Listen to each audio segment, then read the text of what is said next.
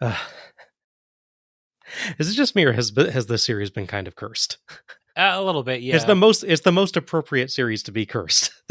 That's true, yeah. Our first one delayed by hurricane. Yeah.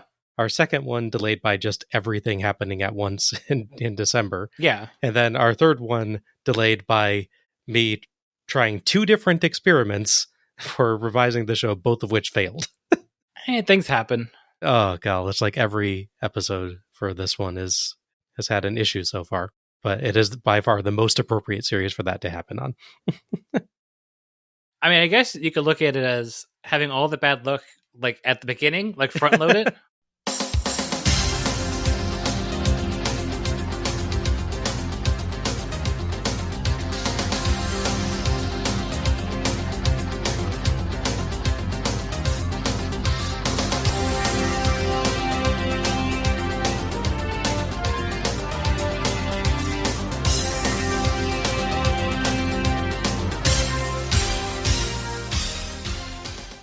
Hello everyone, and welcome to Let's Go to the Ring, where we take a look at the good old days and not so good old days of World Championship Wrestling series by series. I'm your host, Bob Moore, and I'm joined by a more active tag partner than Wildfire Tommy Rich, Alec Pridgeon.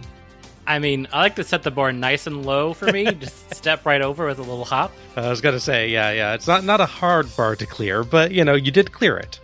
Absolutely. Tonight, we're taking a look at Halloween Havoc 1991. An evening of terrifying destruction. Ooh.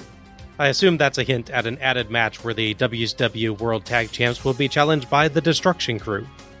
They wouldn't even have to be at the show, actually, just swing those hammers from a couple states away. Yeah, just take the whole place down, yeah. I guess you definitely would pin a guy if you put him under, a few hundred large chunks of masonry, so... Yeah, I mean, you stand on the top of the pile, they can't really be sure if the shower goes up or not. It's probably down. True, yeah. Seems more likely than not, anyway. Yeah. Halloween Havoc 1991 was held on October 27th, 1991 at the UTC Arena in Chattanooga, Tennessee, in front of 8,900 fans. The UTC Arena, now the McKenzie Arena, holds between about 7,400 and about 11,500 depending on the setup, so WCW did quite well here.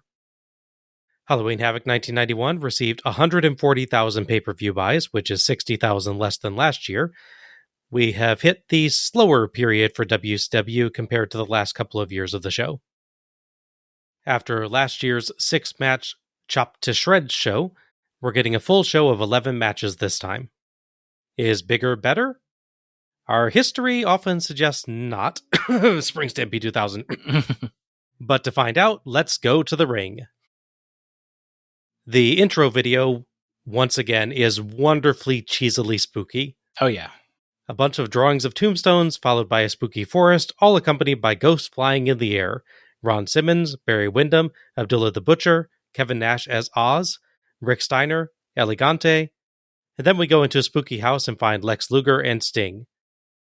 It closes with the new Halloween Havoc logo with the large spiky V, which I believe is the one they're going to use for the next several years, if not the full duration of the series. I think they might change it towards the end. So I assume based on the way they did that video that Ghost Sting and Ghost Lex Luger own the house together like that they own that gym for a long time? That might have been their first attempt for Main Event Fitness, and then they realized, oh wait, there's not really room in this ancient Gothic mansion for all the equipment, and it's not wired for electricity, so that would be a problem too. Couple red flags, yeah. I love the video package, but man, were those some weird choices about which ghost to show and when. Yes. It makes it look like Lex Luger is facing Sting in a match, mm-hmm. and Ron Simmons is facing Barry Windham, which is not the case. No. And it's quite strange that they highlight Abdullah the Butcher and Oz, of all people, especially Oz, as after watching the show, it certainly won't seem like WCW values him very much. No, they do not. You'd think it'd be Abdullah, and if you're going to put Abdullah, right, you put Cactus Jack as well. You would think so. I would understand if it was everyone that was in the Chamber of Horrors match, but it's not even that. No. Because it has Ron Simmons and Lex Luger, but they're at random points. Mm-hmm. Maybe they're thinking we can frame it with the title match guys, but it's such a misleading order. Yeah. If you watch that intro and don't know anything about the show, you're like, wait, so what? Who's against who? Yeah, I see that. I was a little bit sad that the ghosts were less wibbly wobbly this year, but otherwise, this was a fun intro. Host Jim Ross welcomes us to the show in the UTC arena, and we already have the good old Thunderdome / Capital Combat cage set up as it's going to be used for our first match. I love that we somehow managed to do Capital Combat just before this series without planning that. No. And see that cage in 3 of the last 4 shows. Yeah. One of the people I know of uses that cage for a Ron Simmons Butch Reed match. I think they have one of those. But I don't remember the show that's on at all. Feels like we see it at least one more time, yeah. Yeah. JR is joined by Tony Schiavone. Sadly, neither of them is in Halloween getup this year. No. Tony does have like a nice colorful bow tie, though. If this was like WWF Attitude Era Jim Ross, they could have like switched. Tony wears the cowboy hat and the stuff. True, yeah. We're still like just plain, but still obviously really good Jim Ross. Not good old JR just yet. Yeah, true. He doesn't have like the full accoutrements yet that he eventually starts using.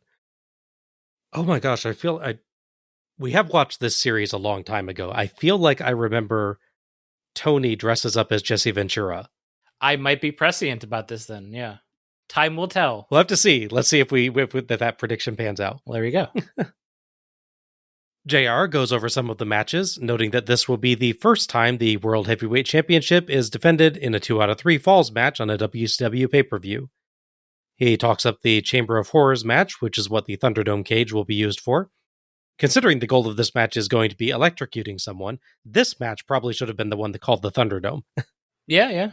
Though I guess technically the cage itself isn't doing the electrifying this time, so... I mean, the electrifying object passes through the dome. This is true, yeah. Yeah. Also, admittedly, it's not much of a dome since it's not circular, but whatever. Yeah. A lot of good points. Tony throws to a video of Eric Bischoff standing outside earlier in the evening and greeting arriving performers. Cactus Jack darn near runs him over.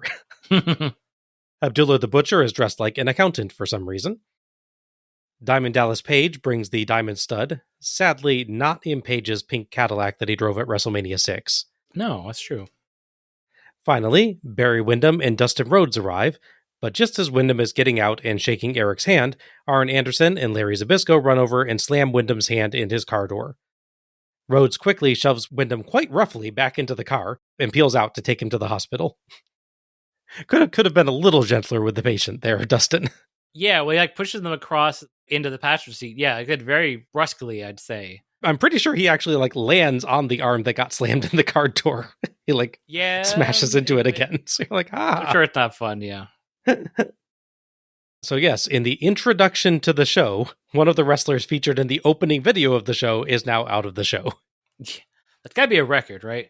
Well, no, because we actually had Starrcade 1989, I think it was, had the skyscrapers, I think, in the intro video, and they were already off the show by the time the show aired. Oh, right, yeah. So this is slightly behind, but it's the fastest you would think it would be possible to do. Yeah. It's a good attack sequence, though, I think. Arn and Larry came out of nowhere.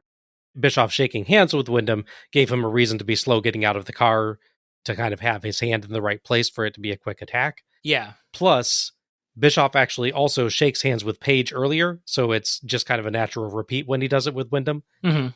It genuinely did catch me a little bit by surprise. The suddenness of exactly how it happened was not what I expected. Mm-hmm. So our first match is Sting, Elegante, and the Steiner brothers, Rick and Scott, versus Abdullah the Butcher, Cactus Jack, Vader, and the Diamond Stud in a Chamber of Horrors match. The referees for this match are Nick Patrick in the ring, Randy Anderson, and Mike Atkins outside the cage. So the goal of this match is going to be to throw a member of the opposing team into an electric chair, the chair of torture, and throw the fatal lever that is mounted on the Thunderdome cage itself, which will electrocute the poor guy. Not really, obviously. So this will require good timing, careful execution, great special effects, and flawless acting to look at all good. I remind you that this is WCW trying to do this. Yes. This is a match that truly represents the phrase, card subject to change. So originally, the heel team was almost completely different. What Originally, it was booked was Oz, the One Man Gang, the Diamond Stud, and Barry Windham. So right off the bat, it's a little weird because Barry Windham, as far as I can tell, is not a heel. I mean, he's accompanying Dustin Rhodes to the arena. Yeah. And Dustin Rhodes is definitely not a heel. And no, Dustin Rhodes is helping him when he gets his hand slammed in a car door, and the people doing the slamming are definitely heels. So yeah, all of the accompanying evidence anyway is that he's not. At the very least, they're a fairly recent team. So maybe, like when they originally come up with the ridiculous idea of this match, let's say 3 months earlier, it all made sense. But then they didn't really figure out how to change it until, I guess, this show. It's been a while since the Horseman, right? Because Flair's in the WWF right now. Yeah, Flair left in the middle of the year. Maybe it's been recent enough that he was a heel still, that he was originally booked for this match. But he's still, it's such an odd fit for this match. Yeah, I believe Great American Bash is the big show where everything changed. We'll discuss that match, obviously, when we cover that show, but Flair gets fired, which we'll cover in depth when that matters. So they do a match where it's Lex Luger versus Barry Windham. And I think that's supposed to be a double turn. Like Luger's a face. Gotcha. And he comes a heel later in the match, and then Wyndham's a heel going in as a face. So either way, he's a heel at some point recently. So maybe it made sense when they thought of the match, but they didn't really get around to fixing this until like the day of the show where they're like, wait a second. Yeah, and I don't think I would describe that as recent either. Great American Bash, it's been like, 4 months? Oh, yeah. The other members of the team make some sense. Like, what'd you say it was Oz, One Man Gang, and Diamond Stud. And Diamond Stud. Okay, so yeah. And that, oh my gosh, and that's so sad too, that because we would have had Kevin Nash and Scott Hall. Yes. On a team in a match in WCW like 5 years before it happened. Mm-hmm. This would have been the first like high profile match they were together in. Yeah. On TV / pay-per-view, yeah. I think they might have like 1 or 2 things together when Nash is Vinny Vegas. If Diamond Stud hasn't left yet, but possibly, yeah. This is twice that we've been, I think, robbed of Kevin Nash and Scott Hall potentially tag teaming together on an early pay-per-view, because that was on Battle Bowl 2, I think. Like Nash was going to be part of that and then wasn't, and Hall was injured. It's a show after this, in fact, yeah. How dare you, WCW? Okay, yeah, so to go over why the match changed. Apparently, One Man Gang was part of the company until the day of the show, and something made him quit. I didn't find a story as to why. Because I found a video I shared with Bob, which was their build-up on like 2 days earlier in the graphic, and they mentioned him. So it's a real recent thing with him. He quits the company. Like, he doesn't even just quit the match. He quits the company. He's just gone. So he's replaced Abdullah the Butcher. At that point, I think it's just because of the storyline. They go, well, okay, let's take Oz out of this match for Cactus Jack. So we have Cactus Jack and Abdullah together. Fair enough on that. Yeah, that's a good pairing. They work together pretty well, so. Yeah. And that gives you, like, if you're doing an urgent replacement, then that gives you, like, people who know already some stuff that they can do as a team or can play off each other. Mm-hmm. Yeah. And also discuss why Wyndham's not in the match in storyline as well. Yeah, yeah. Yeah, so it's fascinating that so many people were just out of this match. I imagine that backstage, the reason Wyndham is so suddenly out of the match is someone was like, woke up this morning and realized, oh crap, Barry Windham's a face. What the heck are we doing? Yeah. It's like, quick, have his hand slammed to the car door to explain why he's out. We'll come up with something. Even outside the heel face thing, which is discussed, he doesn't really seem like a good fit in the sense that he's not a big outlandish character. Right, yeah. He's not a guy dressed as, well, the wizard from Wizard of Oz. Right. He's not wearing tearaway pants with a big diamond on the front. He's not One Man Gang with his chains and, all that stuff. Yeah. And even a replacement, Vader is obviously a big gimmick. I love Vader. He's a big gimmick. Same with Abdullah and Cactus Jack. Wyndham is he's a really good talent, but he's just a dude, especially at this point. So it's really fascinating.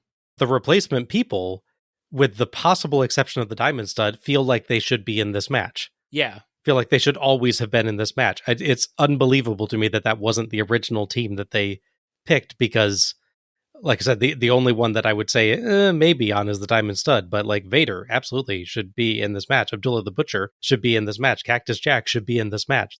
They are the type of gimmick that fits a Halloween kind of match like this. Exactly, yeah. It's utterly bizarre that wasn't the original plan, and somehow WCW lucked into a plan that made more sense than what they were originally planning.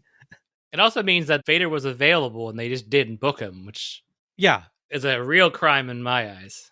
Picture alternate universe Halloween Havoc 1991. Vader's just like hanging out backstage. He's just not on the show. Yeah. It's so bizarre. It's so strange. Anyway, is there like any storyline to why this is going on that you're aware of? Or is it just like... I couldn't find anything. I mean, I think it's just, they came up with this really bizarre gimmick for Halloween Havoc, and they just picked some top people. There's no like long running feud between like, Sting and Diamond Stud or... I mean, he obviously has got some stuff going on with like Abdullah the Butcher and Cactus Jack, as we'll see on later shows, but... True, yes. Obviously, they also weren't part of the original plan, so... Yeah. Everything you can analyze about the potential storyline of this match will be wrong because the entire heel team changed, basically. Yes, pretty much, yeah. Oh, boy. There's something about a match we've been all the time discussing how ridiculous it is. We haven't even started the match. I know. We haven't even started entrances yet. Oh, this is going to be such a long show, people. We get a great shot of the stage for the introduction to the match, and WCW has leveled up its set design again for this one. There's a kind of frame around the stage that has creepy, spiky fencing drawn on it, and then there's a ton of tombstones on the stage with various cheesy comedy epitaphs on them. And behind all that is the tilted WCW logo of the era. To the sides of that are some gargoyles, and then it's all topped off by a backdrop of a haunted house with a door that actually opens for wrestlers to come out. Al, I think we might have to bring back our Beach Series award for set design for this series. Yeah. We're getting some real winners so far. I know late 90s we got some good ones too. Oh, yeah, like the giant pumpkin one that I'm looking forward to, yeah. Oh, yeah. We get loads of fireworks, and some of the set briefly seems to catch fire, but thankfully nothing actually burns down. Great Mood is not here this year, they'd be screwed. Yeah, he's across the ocean, he wouldn't be allowed to help. Yeah. Elegante is out first. Vader is next, wearing his wonderful helmet, which sprays steam. Next up is Diamond Stud, Scott Hall, acting exactly like he'll later act as, well, Scott Hall. I always thought that the toothpick thing was something that he added when he became Razor Ramon in the WWF, but he's doing it even here, so that was just always his thing, I guess. Apparently.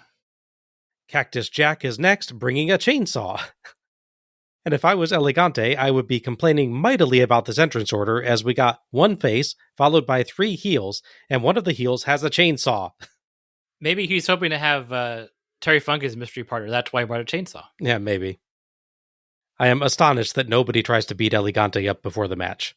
Yeah, this whole entrance is weird too. Again, we haven't even talked about the actual match. It's like, I know. Why don't the faces just come out and after all the heels? I don't get it. Yeah, I don't... Good gosh. Have the heels come out. Or do alternating order or something like that, like they do for some of the... Yeah. It would explain why they don't all fight each other. Right. Heels that come out first, either get their entrances, is fine. And then the faces that come out on the stage, and then they enter together. Rick Steiner and Scott Steiner come out next together, which at least does maybe make them bringing out a couple heels in sequence make some sense, but not 3. No. They get a big reaction.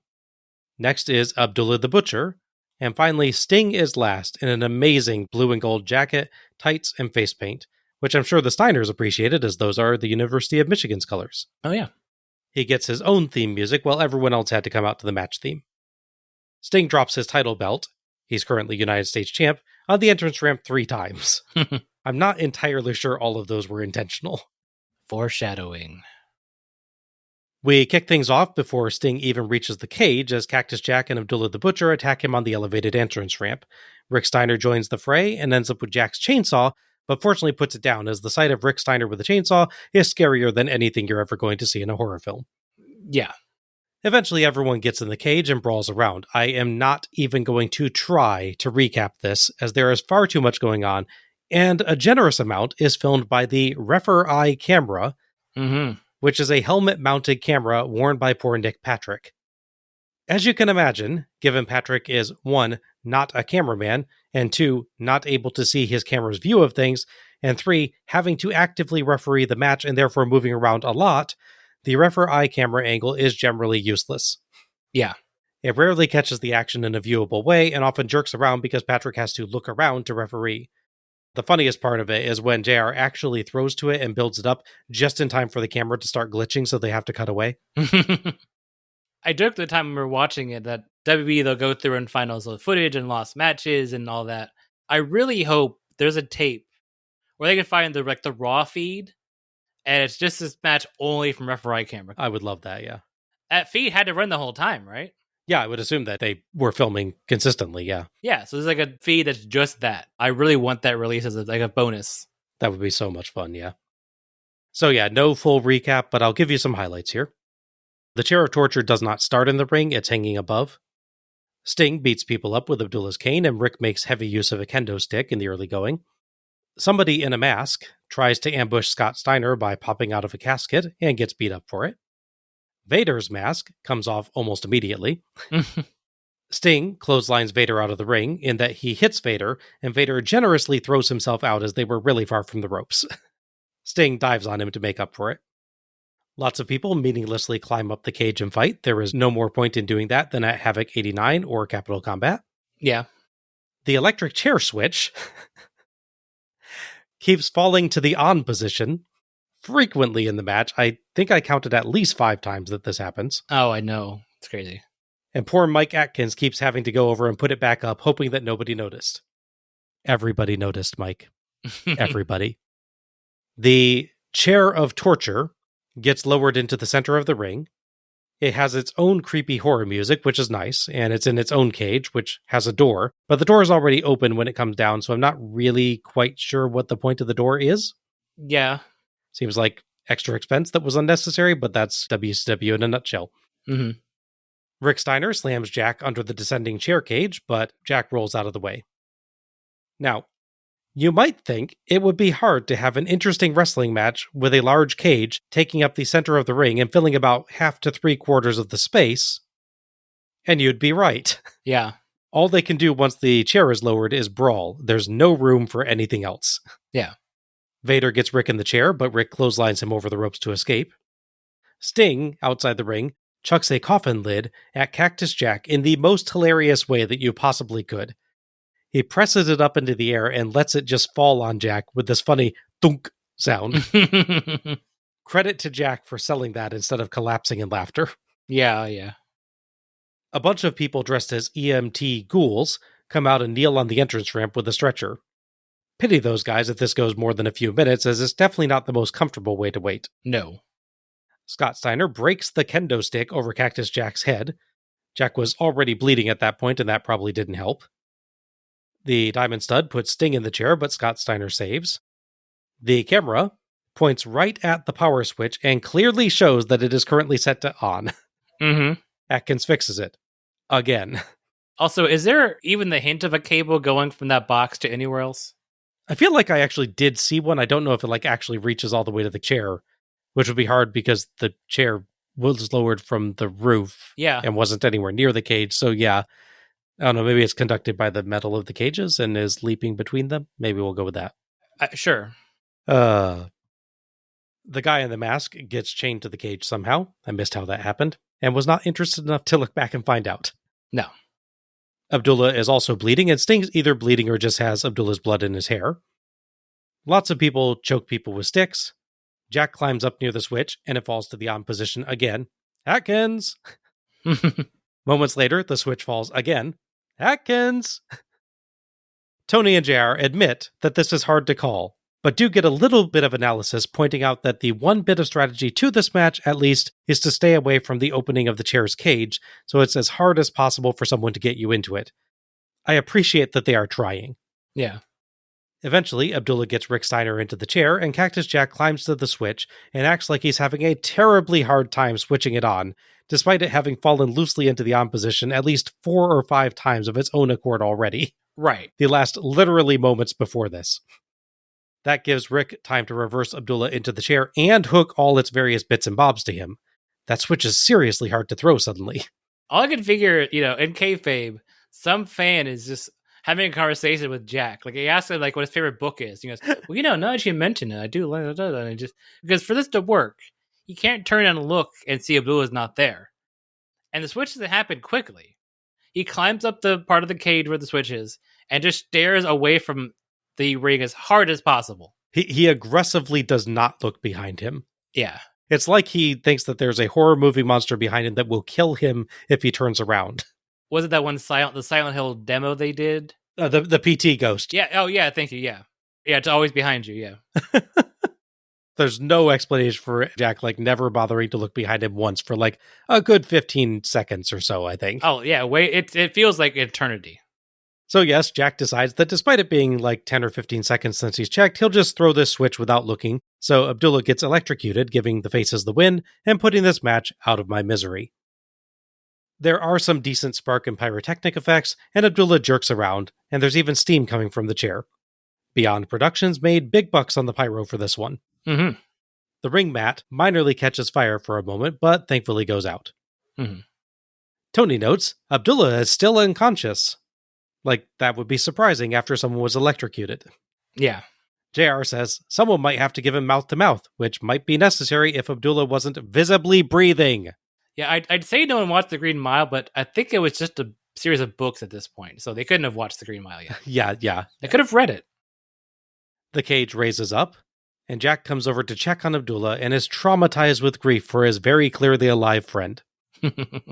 Abdullah wakes up and knocks Jack down, then runs to the ramp and beats the ever-loving crap out of the ghoul EMTs, and a stagehand who was in the wrong place at the wrong time. He accidentally steps on one of the EMTs as well and nearly falls on him, so pity that guy. I will note that this is a match where, in the aftermath, one of the wrestlers gets really violent and dangerous and knocks random people around, and it's not Vader. Yes, that's true. Vader is the voice of reason here by comparison. Very true, very true. Jack and Abdullah finally hug/fight to the back. Thoughts on this one? It's a big convoluted mess is what it is. So look, okay, before the whole chair thing comes in, you have a regular sized ring and you have the cage with, I don't know, maybe a couple feet, but nicely enough to walk around it. So it's it's a bit smaller than if you think of the Hell in a Cell cage, like the first one. Yeah. So you can sort of fight near it, but you can't do anything complicated there. That creates dangers, of course, when Cactus Jack is thrown out and his hips run into the cage when he goes over. Because, of course, Mick Foley takes a bit where he's thrown out of the ring into a cage and takes that just hip first. That's just the Mick Foley way. Oh, man. Throw your legs at whatever's there. That will have no side effects going forward. The thing about this match, there's a couple things. There's a lot of things about this match. But this match could literally be an entire episode on its own. Let's honestly, yeah. It couldn't, though, because a lot is happening, but nothing you can follow or really be invested in also happens. Yes, yeah. It's the worst kind of bad match for wrestlers involved. They're fighting all around the ringside area, especially once the cage and the chair comes in, taking up most of the interior ring. So they got to fight outside it now. Yes. They're legit beating the crap out of each other. I mean, they're busting each other open. They're hitting each other hard in the places that wrestlers can hit to the heart, in the shoulders, backs. I'm sure they were sore for a week after this match. Oh, yeah, I bet. Yeah, I mean, there's some big hits and bumps in this match. And they're just impossible to follow. Or what? Because you could go, oh, man, Vader and so-and-so were fighting over here. And look at the slam Vader just did. But you're getting a wide shot of 6 other people, plus the 2 masked guys that show up from the coffins for no apparent reason. You can't even really go, oh, look at this cool spot they do, because it's all a big blur. Yeah. It's like trying to go, oh, this ant number 3 and 4, these are my favorite ants. And you look at your anthill, and you're just seeing all of it at once. Right. There's just no way to get detail out of it. So I feel for these guys who beat the crap of each other in ways that most people can't appreciate, and in a match that will be forgotten, other than the terrible gimmick of the stupid lever that will not stay upright. Yeah. And the chair of torture. Lots of good talents, and also El Gigante, are just wasted in this one. It's like Bunkhouse Stampede, but without the eliminations. Yeah. It's exactly as confusing, if not more so, than Bunkhouse Stampede. But it doesn't even have a theoretical storyline that you can follow of this guy gets eliminated, then this guy gets eliminated or something. Yeah. It just remains a big mess for the entire duration.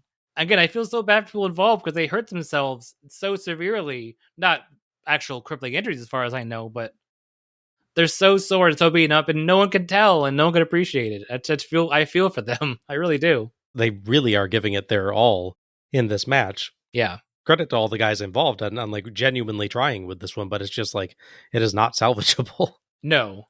Of course, the other aspect of this really makes this match so bad is it front loads so much talent into this match that can't be used later. So no Steiner Brothers match separately for like a tag title or some sort of match. No separate Sting match. No Vader match, which makes me really sad, obviously. I think, honestly, without this stupid gimmick, same amount of people, you could have booked the straight tag match and then 2 singles matches, or you could have booked a singles match and, like, say, a 6-man tag. Yeah. But instead, we get this. Yeah, this was so bad. The action, even before the chair is lowered, is slow, chaotic, and hard to follow. There's no plot to speak of. They just brawl until someone gets put into the chair. There's no storyline. There's no building tension. It's just people hitting each other with things, running into the cage, meaninglessly climbing, and plenty of poor Mike Atkins having to turn the switch off. Seriously, Mike, make Randy Anderson do it for you at least once. Yeah. It's made all the worse by the fact that we have to watch a generous portion of the match through the absolutely awful Refer-Eye camera, which swings around exactly as randomly and frequently as you would expect for a camera mounted on the head of someone whose job is not to be a cameraman. The only way that this could have been worse is if they'd mounted it to one of the wrestlers. Oh, yeah, right? It only gets worse when the chair lowers and then they don't have room to do anything more than brawl anymore. And the ending, of course, is utterly ludicrous and makes Cactus Jack look like an absolute moron. It's a terrible match design, it's poorly planned, it's badly filmed, and it has a stupid ending. But I do want to give WCW one tiny compliment from this match, which is at least they did try something appropriately like creepy/horror themed for Halloween. So this is like the first match that is truly Halloween themed on their Halloween show. That's fair, yeah. So I'll give them that. They did a bad job with it, but at least they did try. If you can call this trying. Yeah, I gotcha. I can call it trying in one way. Yeah. Oh, God, it's so bad, people. I mean, and again, as an indication, I don't know what this will end up in the actual edit, but we are now 42 minutes into the show on recording, and we are on the first match because this is so bad. Yeah. And what will become a common theme, the Battle Bowl event at Starrcade 1981 pretty much supersedes any feuds going on that I could be discussing going forward for this. Everyone's just thrown in a sometimes randomly, sometimes clearly not randomly drawn series of tag matches leading to a battle royal at the end. Some of them will matter, but not really. Everyone in this match, except for the Diamond Stud, who between this match and that show is injured, will take part in that one. The only real thing you get out of this match that continues into Starrcade is the Cactus Jack Abdul the Butcher feud / friendship. Gotcha. Otherwise, there's no like big blow off match between Abdullah and Cactus Jack against the Steiners because of the electric chair thing or anything. It's just this match happened and then let's move on. Let's no one speak of this again. Yes. JR says he's never seen a cage match quite like that one. Oh, JR. You made me speak of it again. And calls it a tremendous way to kick off Halloween Havoc. Tony gives a little chuckle, which suggests to me that he rather realizes that match was absolute crap and is just trying to get through the segment without busting a gut. JR throws to their distinguished colleagues, Eric Bischoff and Missy Hyatt, and that gets Tony to break and start laughing. JR gets the giggles too. Ouch! Pretty clear what JR and Tony think of Eric and or Missy. Yeah. We cut backstage to Eric Bischoff and Missy Hyatt, who are wearing Halloween costumes. Eric is a vampire, complete with some pale makeup, and Missy appears to be some kind of 1920s stage dancer in a gold outfit with a gigantic black feather on her head. I mean, truly enormous. Yeah, I got like Vegas Showgirl from that. Makes sense, yeah. Eric does a pretty good vampire voice for a few seconds, but quickly abandons it. Well, thank you very much, Jim and Tony. And as you can see, we're getting into the Halloween spirit. And as hard as we have tried, neither Missy or I have been able to find out who the WCW Phantom is. I found out who it is. Wait a minute, Missy. You've been with me all day long. You don't know who it is. You can't lie to these people. I know who it is. I'm just not going to tell you because I don't like you. Right. Well, I see the Young Pistols. Tracy, Steve coming by. Guys, tell me, do you know who the WCW Phantom is? Eric, these old boys here, we don't give a hoot nor heck who the Phantom is. What we're interested in is the United States tag titles currently held by the Patriots. Guys, we've laid our challenge out to you. And the Young Pistols, we're just beginning to wonder if your guys' colors, the Patriots, are red, white, and blue, or just plain yellow. That's right. Take a gander at the new sons of the South, baptized on 100 proof and raised by the blood of the Lamb.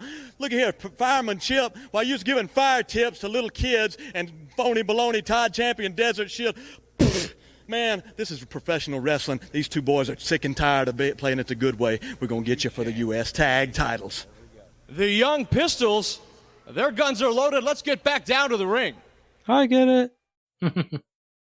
Pretty decent promo by the Pistols here, doing a good job of disingenuously suggesting that the Patriots have been ducking them, building themselves up as brave and insulting the Faces for not being fighting champions.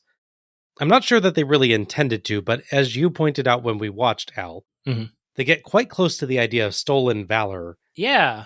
When they imply champion wasn't in Desert Shield. Stolen valor, if folks aren't aware, is claiming to have been in the military or received military honors when you haven't. It's bad. People shouldn't do it. It dishonors and insults actual veterans and those currently in military service. To be clear, there's nothing wrong with portraying a fictional soldier on a fictional television show. That's just acting. Yeah. The problem comes when you pretend you actually are a soldier in your real actual life. But of course, for wrestling, which often blurs the lines between the performer and their character, this is kind of a dangerous ground. Yeah. I definitely wouldn't make stolen valor accusations part of an angle like this. Where are you going to go with it that's not going to end up insulting or breaking your show's reality? Unless you're going to make sure that all your soldier characters actually are played by real soldiers so they can say, no, I really did serve. Screw you, I guess. Yeah. Which would seem kind of pointless as an angle then. So just stay away from that. Otherwise, this was fine, though it's quite weird that it doesn't end up having any relevance for the rest of the show. Yeah, that's my issue with this, is that, this is a heel turn from these guys, and they're dressed up for a match, it feels like. But they don't have a match. I didn't even realize. Yeah, I forgot about it. They actually are wearing their wrestling outfits. They're not just wearing oh my gosh. Yeah, so they're in the back, dressed to wrestle. They could have put a line in we're here ready to go if you guys will just defend the tag titles against us. Yeah. But they don't. So the implication is they just wear those all the time, apparently. That's their Sunday best. Yeah, I guess so. They go to church like that. Yeah, they don't have a match. And spoiler alert, they don't interfere in the later match involving the people they just started a feud with. So, I mean, this is helpful for TV, but I don't know why it needs to be on the show because there's no payoff. Yeah. I didn't even clock that they were actually in their wrestling gear. I'd forgotten that. Yeah. That is so funny. Why would you get dressed in that stuff just to be backstage and do a promo? Of course, like next month's show, which we're going to reference a lot, I think, on this show. Like next month's show, I think Scott Hall's in the back, just like dressed to wrestle, even though he was injured. So yeah, he's wearing his trunks and boots, but also his arms in a sling. It's like, you blatantly weren't going to be in a match, dude. Yeah, it's very strange. So our second match is The Creatures, Joey Maggs and Johnny Rich in mask, I believe. Yep. Versus Big Josh and PN News. The referee for this one is Mike Atkins. So back in June, so we're going back a little ways, PN News had just started a feud with Steve Austin. His whole thing is he was going to challenge the then recent TV champion for the title. And so we have these squash matches that build him up as a challenger and lead to, some show. However, while he was doing that, he accidentally did a jobber doing a splash. It wasn't real serious, but it was enough that they're like, maybe you should wrestle Steve Austin. Let's make sure that you're actually safe before we put you against a guy that we highly value. Yeah. Gotcha. So suddenly he went from PN News singles wrestler to PN News tag team with Big Josh. He also was used less frequently on TV as well. And I don't think he has pay-per-view match between that match where he injured the guy and this one. This isn't like a build-up of something else. The only real build-up with this match is that they sort of tease the reveal of these creatures that were going to show up, who are debuting and then never appearing again on the show. I'm shocked, Al, that this isn't like a 2-year-long feud. The next Rhodes versus Flair. It truly is the Sting Hogan of his day. The Creatures are two guys in green scaly outfits with green scaly masks who come out to a song that was definitely used by one or more Japanese wrestlers later in the mid-90s. Yes. One of them mugs for the camera and does muscle poses, and the other wanders around in confusion and looks mystified by all he surveys, which was an odd choice. Mm-hmm. Big Josh and PN News come out together, double fist bump, and simultaneously throw things to the crowd. They'd had pretty good timing on that, I have to say. Yeah. And News gets a microphone. One thing about it, they're a tremendous combination. It's now time to wrap. Word up, it's Havoc. 91. We'll take care of business and have some fun. And when this party's over, hear the fat ladies sing. Ian and Josh are the freshest when they do their thing. Yo, baby, yo, baby, yo. Yo, baby, yo, baby, yo. Yo, baby, yo, baby, yo. All right, what's up, Chattanooga? Okay, first off, he definitely says yo, yaby, yo at some point there. He does, yes. He also doesn't say yo, baby, yo to rhythm of any kind. No, yeah. He has rhythm right up until like the last line of his rap, Mm-hmm. and that kind of starts to go off rhythm. Then he just completely loses it entirely for the yo, baby, yo part, which is his catchphrase, for crying out loud. It's the audio equivalent of the Public Enemy failing to hand wave together. However, I think they'd be more in sync with this than he is. Probably, honestly. Yeah. At least one of them would probably be in rhythm to their song. Yeah, absolutely. It turns out that the rap was written by a fan, Christine, from Cape Coral, Florida. Dang it, Florida was responsible for that crap. We get a shot of her and some fans in hockey masks, so it looks like the fans are getting into some Halloween costume stuff again this year, though I don't recall seeing as much of that highlighted as last year. I will say, and I say this as one of the most Caucasian people you could ever meet, when I'm listening to that rap, I'm thinking someone white wrote that rap, and I was correct. This is true. It sounds like when someone's doing an impersonation of what someone rapping is like. Yes. It'd be like, my name is so, and I'm here to say. Like, he doesn't say that line, but that's exactly how that feels. It's saying all the standard rap stuff, but not using it in any kind of with any kind of like meaning. One, the spacing of how he goes, have some fun. This is so weird. Maybe he realizes that is not in rhythm. And he tries to adjust it that way. Yeah, I think he really tries his best with that part. I think, yeah, that's fair. Big Josh and Creature 1 start. Big Josh overpowers Creature 1, but 1 lands cheap shots and tags 2, who rocks Josh with some striking, including a few quite good body blows. Josh reverses a corner-to-corner whip and whips PN News into 2, then Atomic drops the charging Creature 1 and sends him into News for a belly bump. News hits a moderately decent dropkick, but Creature 1 eye-rakes him and the creatures trade off landing blows. Not dealing much damage, but landing blows. Nice spot as News hits a shoulder block to a creature, keeps hold, and pulls him back up, and whips him to the ropes for a belly bump. JR delights in lumberjack references as Josh and News largely dominate, including a great Josh German suplex and a belly-to-belly suplex for 2. Quoth Tony, "Wow, he's a man." Josh knocks a creature down and yells, "Timber!" and hits the Northern Exposure jumping butt drop, which you'd more expect News to use, and then tags News, who goes up top and hits the Rapmaster Splash, basically falling off the top rope onto somebody.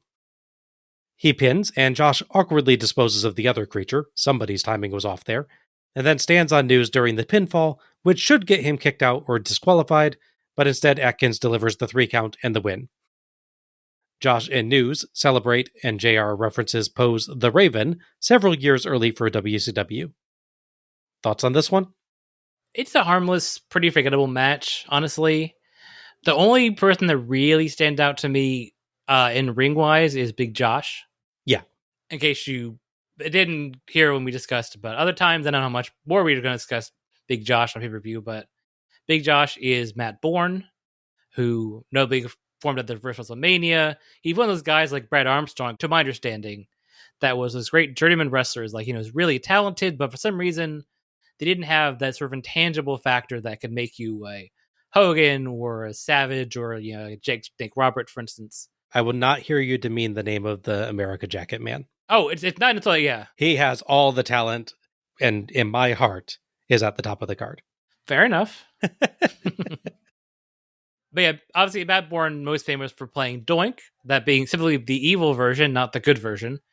He stands out for me because like his throws and his strikes and everything, he just generally looks good. Mm-hmm. This match without him, like if it was just a singles match between say Creature number 1 and Pia News, far, far worse. Oh yeah, definitely. News isn't terrible, to be fair. He has the rhythm in the ring really much either, but he's okay. Best I can say about him is that he understands the I'm a big man concept, so he throws his weight around properly. He's making the most of his size, so I can't fault that.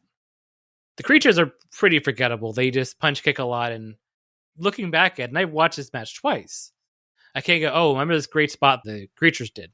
Yeah, the only thing I can recall that I watched one of the creatures doing was like, oh, that looked pretty good, was there's one point where one lands some body blows that looked like, oh, you know how to throw a punch. Yeah. That's relatively minor, but I mean, look, we've seen a lot of people throw pretty crappy punches on wrestling shows, so oh yeah, I'll give credit where credit's due. I would not say they suck. They don't do anything in this short amount of time playing masked, nameless creatures and heels to really wow me anything. Yeah. There might be a really good Joey Mags match out there that I haven't seen, and he could be talented for all I know. This match didn't really showcase him. One thing I would point out, I think it's kind of funny. I didn't even think about it until you were describing the match again. The Big Josh character, the big burly man wearing plaid and everything, to me feels eerily similar to the gimmick we get about 6-7 years later with Steve Regal. Yeah. The real man's man, where he'd do promos where he'd squeeze his own orange juice by hand and all that stuff. And on top of that, Big Josh is also doing what most people think of as Finley's finisher. Yes. So he's a weird combination of Steven/William Regal and Finley, although not being British or Irish in any way, shape, or form. Tony even does the He's a Man. That was Regal's theme song during that period, right? Yeah, as soon as I heard that, I'm like, oh yeah, he really is real man-to-man Steve Regal. Oh my gosh. Yeah, this was just a tag squash. The creatures did land some blows, including, as I said, some nice body blows, but there was no point where Josh or News felt like they were in any danger. No. I don't think there was even a point where they got taken off their feet by a creature move. Josh's power moves looked great, at least, particularly his German suplex. Not so much his strikes, though, not as forceful as I wanted. News has the nice spot with the shoulder block and pull-up, but the rest of his stuff is just not very interesting. No. And I will say, honestly, his belly bumps, in particular, should look like Vader's falling fridge or something. Yeah. But instead, they look almost playful, and they don't really have any feeling of impact. Mm-hmm.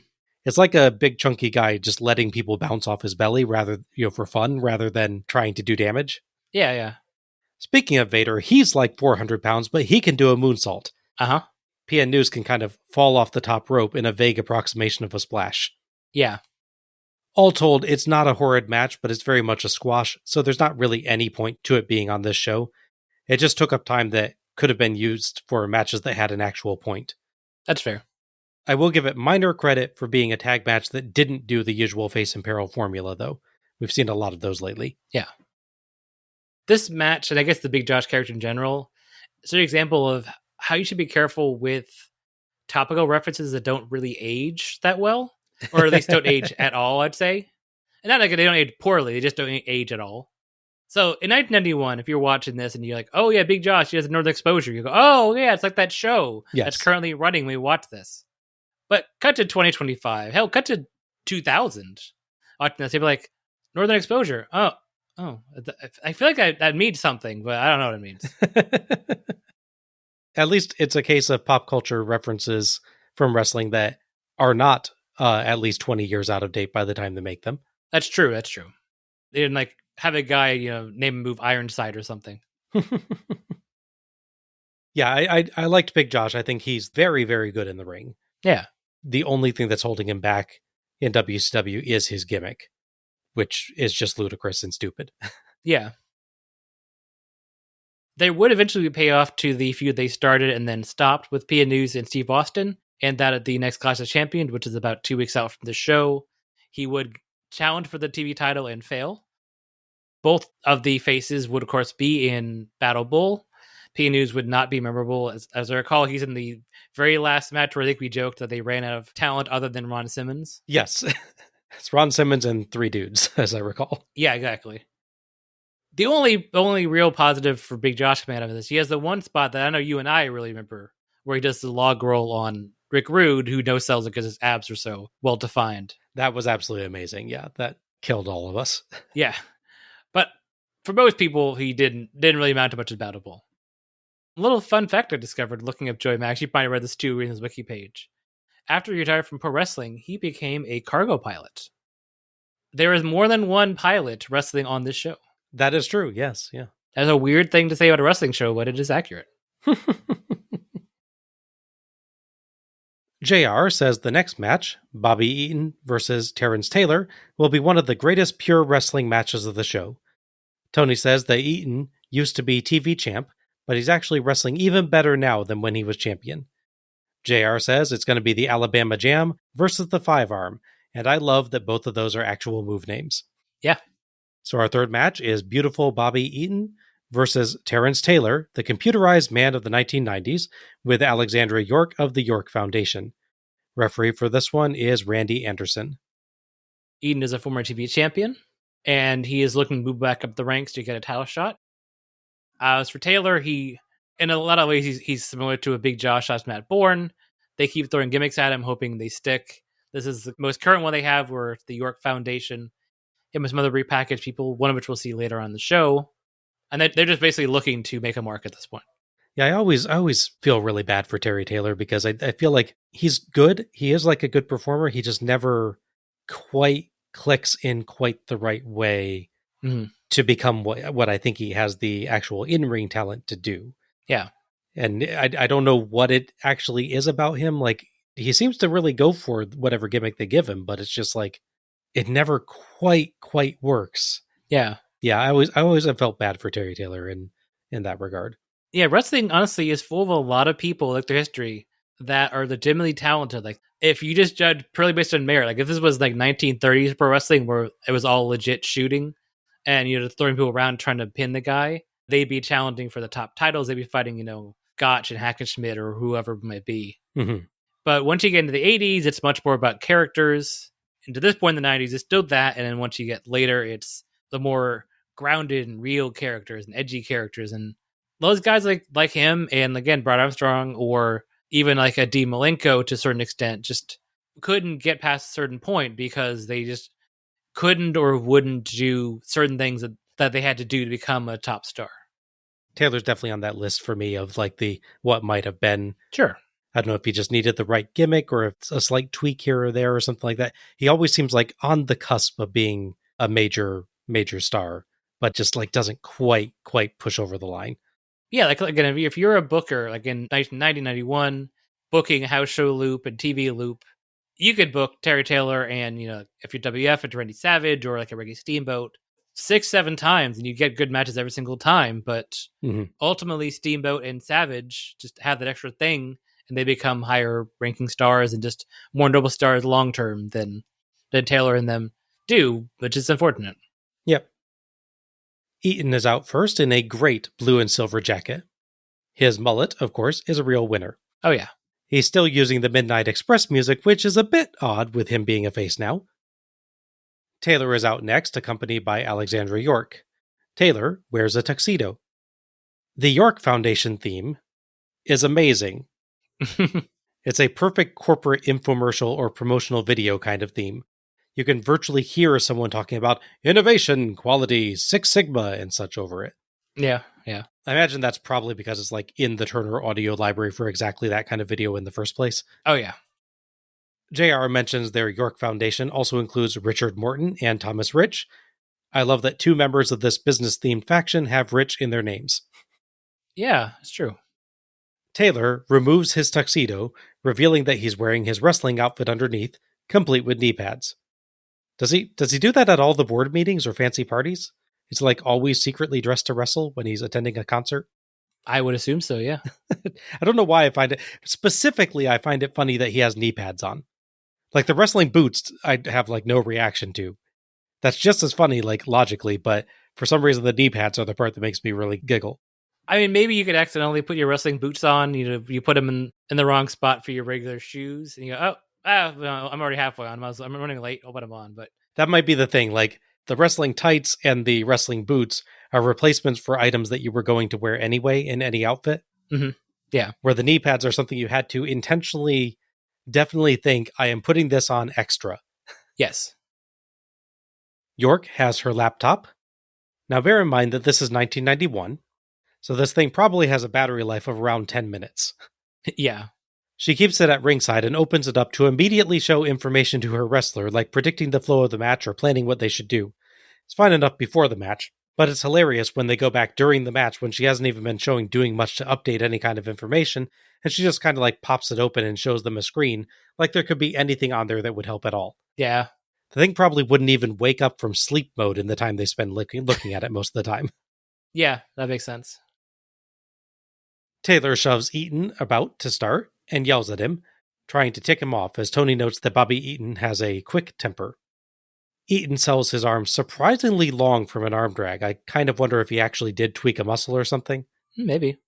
Taylor slaps him, so Eaton fires back with several arm drags and a clothesline, and Taylor flees and comedy pratfalls, then goes to check with York. But Eaton tries to stomp the computer. Be careful, that thing probably cost as much as WCW's pyrotechnics budget in 1991. Yeah. Taylor makes the mistake of getting in a fistfight with Eaton, and that goes poorly for him. Outside, Taylor throws a clothesline but pauses, and Eaton ducks and throws him over the barricade. I think Taylor wasn't sure that Eaton was ready there. Mm-hmm. So he kind of like starts the move, pauses for a second and checks if Eaton's like ready, and then continues the move from the middle of it. It's a fairly awkward pause. A little bit, yeah. Back in, Taylor begs for mercy but sneaks in a kick, but Eaton catches it and decks him for 2, then works around a hammerlock for a while. Tony and JR nicely build up that Taylor's 5-arm can be hit quickly, but the Alabama Jam, while quite powerful, requires you to have mostly immobilized your opponent on the mat to hit it. So Eaton will have to do more work to wear down his opponent than Taylor will.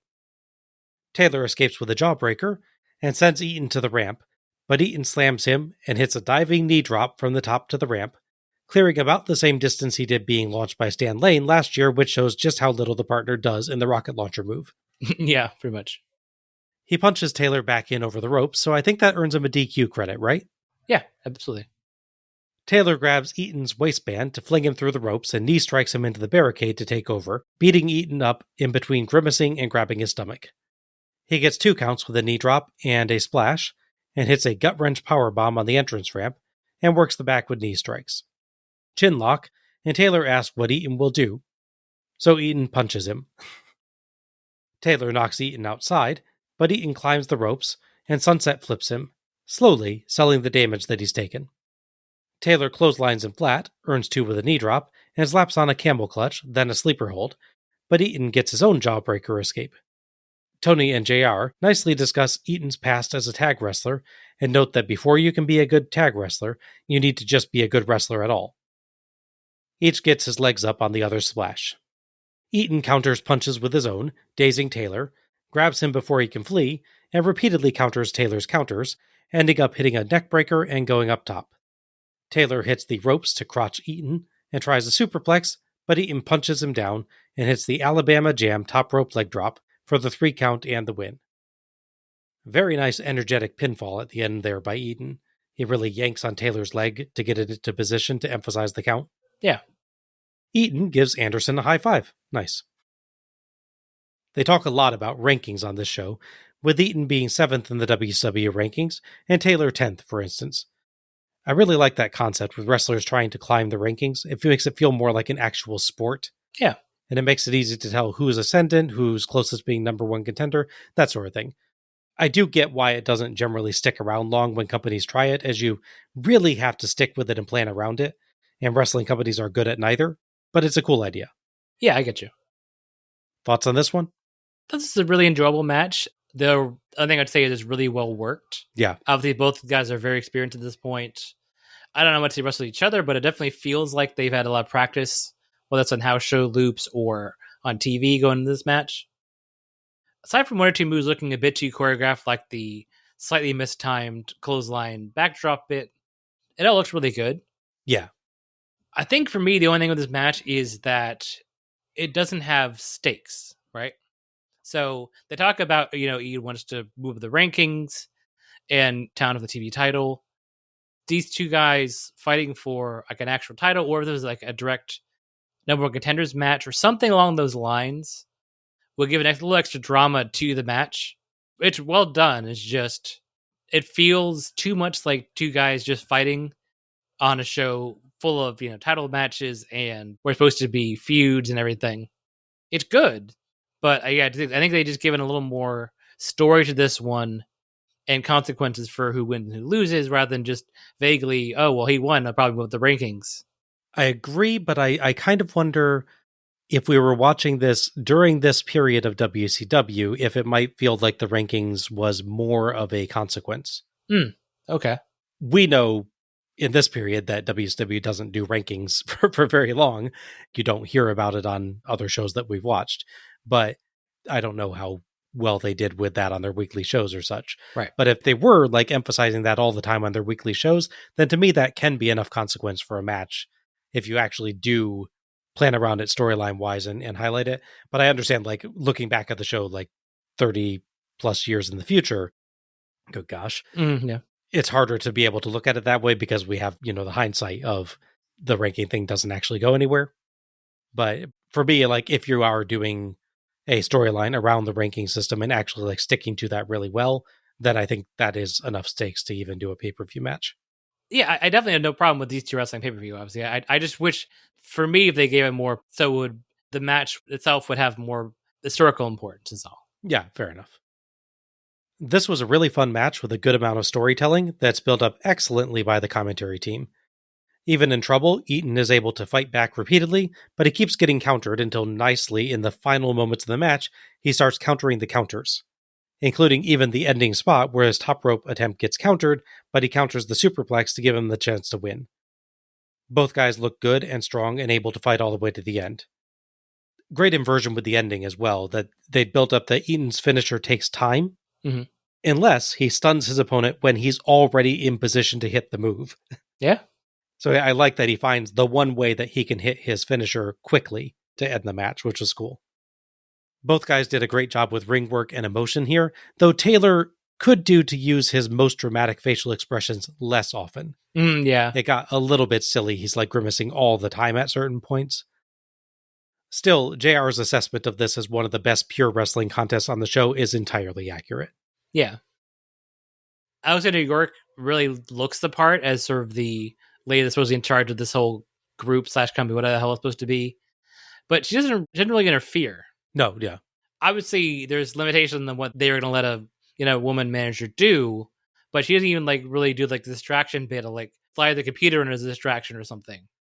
She's helpful for the gimmick, for the character, but when you think she would come in and help or do something to help, because it's also just there. I mean, on the one hand, I get what you're saying, and I pretty much agree, I think. But playing York's advocate, I guess, for a second, it's kind of interesting to me if the gimmick is that the computer's real, then her means of interfering in the match is the spots where the wrestler comes over to look at the match strategy. And if she believes in her computer, she wouldn't interfere. I get what you're saying, and I agree with it. Like, a manager character for a heel should be interfering in matches and doing something that's more dynamic at ringside to help tell the match story. But I also kind of get like looking at just the character. I can actually see this character simultaneously being a heel manager and yet not being one that interferes in matches, and it making sense for the character they've written. If you're gonna do that, though, I think you fully commit to it. Like she walks him out to ringside, and like she sits in a chair, like watching, sort of disinterestedly. Like, yes, she's analyzing it, but she's maybe concerned about it. She's not going to let them know that she's concerned, or just constantly typing on the computer, updating the information. That could be the thing that they show her doing, is like typing furiously away on the computer. I think I'm mostly just conditioned to when there's a heel manager and you give him a prop, that's going to matter somehow. The prop is going to bang off someone's head at some point, yeah. Yeah. Shortly after this, Eaton would turn heel. He would join a new faction that would be set up later in the show, which we'll cover through segments. He would also play a key role in betraying Sting, an act that countless people have taken part in. It's like, it's my turn. Yeah, exactly. Conveniently, after turning heel on Sting and interfering in his actions that come up later, he would then be on the other side of the ring against him at Battle Bowl. Again, just randomly drawn. Speaking of the ranking system, JR builds up the next match, being Jimmy Garvin versus the number 8 ranked athlete, Johnny B. Bad. And injured Michael Hayes will be in Garvin's corner, which Tony says is good as Bad has been on a real hot streak. JR says it's Garvin's DDT versus Bad's left hook, and actually mimes a left hook and looks proud of himself. It's adorable. JR and Tony seem to be having some real fun tonight. Both are in really good moods. It feels a bit like the Japan Super Shows in atmosphere for them. Yeah. Like they're just having a lot of fun watching the show together and palling around and having conversations. I can see that, yeah. I like the general feel of their commentary together during this period. Yeah, I agree. Our fourth match is Jimmy Jam Garvin with Michael P.S. Hayes versus Johnny B. Bad with Theodore R. Long. The referee for this match is Mike Switch Fixer Atkins. Another new star on the rise and another match against a Freebird on Halloween Havoc. Can Bad break the streak? I will say there's one bit of storyline that I'm actually surprised doesn't get mentioned by commentators at all during this, which is Bad is managed by Teddy Long, right? Mm-hmm, yeah. The last time Teddy Long was on the other side of the ring from the Freebirds, the Freebird won the tag titles off of Doom. Ah. They could put a story of, he's trying to get revenge with his new client, but no, I don't feel like mentioning that at all. It wasn't that long. It was like Wrestle War, I believe. So it's been a few months, but it's still easily can be mined for content and story that he's definitely a heel manager, so why wouldn't he be after revenge? I was watching like, wait a second, he should be really mad at Freebird, but they don't tell us why. Garvin and Hayes come out first, wearing Atlanta Braves outfits and doing the tomahawk chop, which the crowd in large part mimics. Obviously, this is culturally questionable at best, as always with various sports teams referencing Native American tribes and concepts in less than sensitive manner. Yeah. Notably, we actually have two wrestlers today that'll be supported by the same gesture from the crowd, because two different teams in two different sports use that same same thing. It's true. We have the Braves, which are, I believe, a baseball team. Yes, correct. I know very little about sports. Mm-hmm, yeah. You didn't have to agree with me there. And Ron Simmons used to play football for Florida State's Seminoles team. Correct. The Freebirds are finally supposed to be faces on a show for once. Yes. Rather than being heels that the crowd just treats like faces because they don't like the actual face team. Yeah. I will notice not universal mind. There is a sign in the crowd reading Michael PMS Hayes and Sad Street. I mean, Michael P.U. Hayes is right there, guys. Yeah, that is true. That is true. I don't even get what you're trying to say with PMS Hayes. I don't know. Hayes' right arm is in a cast. Bad comes out next with Teddy Long. Speaking of highly questionable racial and cultural gimmicks, well, we've already talked at length about what's bad about the Bad gimmick. Yeah. I believe that was on our Starrcade 1991 episode, actually. So give that a listen for various reasons, not just this. For what's good about the Bad gimmick, he comes out in a super sparkly purple cape with piano keys on it, fires off his Bad blasters, then doffs the cape, and gets handed a feather boa by Long. So yes, he actually has two different entrance accessories that he changes between during his entrance. Yeah, yes. Long, for his part, has a very cool, dark but multicolored long coat tonight that's almost Sting-like. Yeah. It looks really, really cool. I've praised Long's outfits a lot lately. He is a snappy dresser. Yeah, I can see that. Bad gets a few cheers for firing off a Bad blaster, but gets booed for posing on the turnbuckles for the crowd. Hayes poses and gets massive cheers. In a nice touch that I'm not sure was intentional or just happy coincidence, Bad does a punching combo with Long wearing those trainer striking gloves. Yes. But his left hook catches one of Long's gloves so hard it actually knocks it off his hand. So it's a great subtle buildup of the power of Bad's left hook, which is his finisher. Long takes a towel, another part of their entrance ensemble, and exits, and we're off. They quickly end up trading hip toss attempts until Garvin hip tosses Bad over the top rope to the floor. Atkins realizes that he's about to see someone go over the top rope and looks away for no good reason, but he doesn't fully turn in time, so he just kind of awkwardly pauses, then pretends he didn't see anything. Hayes, outside, takes his arm out of the sling and lands a right hook to Bad, then winks at the camera and puts the sling back on. Very funny. The crowd is very much on Hayes' side there. Back in, Garvin power slams Bad and lands a hard forearm shot to Bad's face that seemingly knocks him down legit. Bad rolls out and has Long check his lip. Later, we will see that Bad's mouth does end up quite bloody, and my guess is that Garvin accidentally did tag him there. That's the only spot I could see that would have resulted in the bleeding that we see later in the match. Gotcha. Garvin works the arm, presumably to try to weaken the left hook, but Bad punches free and uses choking and some quite good body blows. He hits a very cool jumping clothesline and grabs a chin lock. Long sneakily distracts Atkins, then throws Bad a towel behind Atkins' back, and Bad chokes Garvin. Bad gets rid of the towel just in time as Atkins turns, and Hayes finds it, but it's too late as Atkins didn't see the cheating. Bad continues beating Garvin up and tries a top rope sunset flip, but he gets good elevation and poor distance. He basically lands on top of Garvin there. Yeah, he kind of flops on him and then falls down on the other side like he's supposed to. Yeah, they make it work still, but Yeah. it gets 2. Top rope Bad elbow drop for 2, and just as Tony is questioning how many high-risk moves he's doing, Garvin slugs him in the gut on a third dive, and Bad goes butt over tea kettle. Garvin fights back and dodges a Bad corner elbow, and Bad spills out of the ring, and this is where you can see his bloodied mouth. Yeah. Bad dodges a Garvin elbow drop, but they knock heads when both try to leapfrog. Both fight to their feet, and Garvin dodges Bad's left hook and hits the DDT, but Long has Atkins' attention. Hayes is too busy celebrating to realize it, so Garvin has to go call Atkins' attention himself, and turns right into Bad's left hook. Garvin gets his foot on the ropes, but Long pushes it off before Atkins can notice, and Atkins counts 3 to give Bad the win.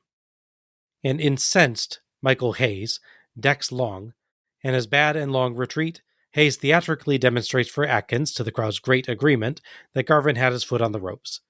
JR says the ref doesn't have much to go on other than the Freebird's word, just before we cut to replays. Just saying. Thoughts on this one?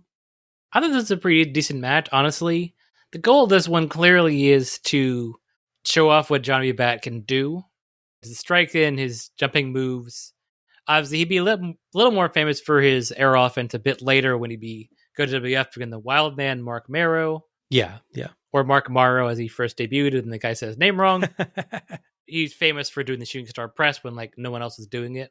In America, obviously. Japan and Mexico, different story. I do like that he's pretty good about keeping his character going throughout the match. And he is a big character, obviously, with all his things going on and his outfits and his look. There's not quite enough of it, like we'll get in later matches where he's fully 100% in the gimmick and wrestling.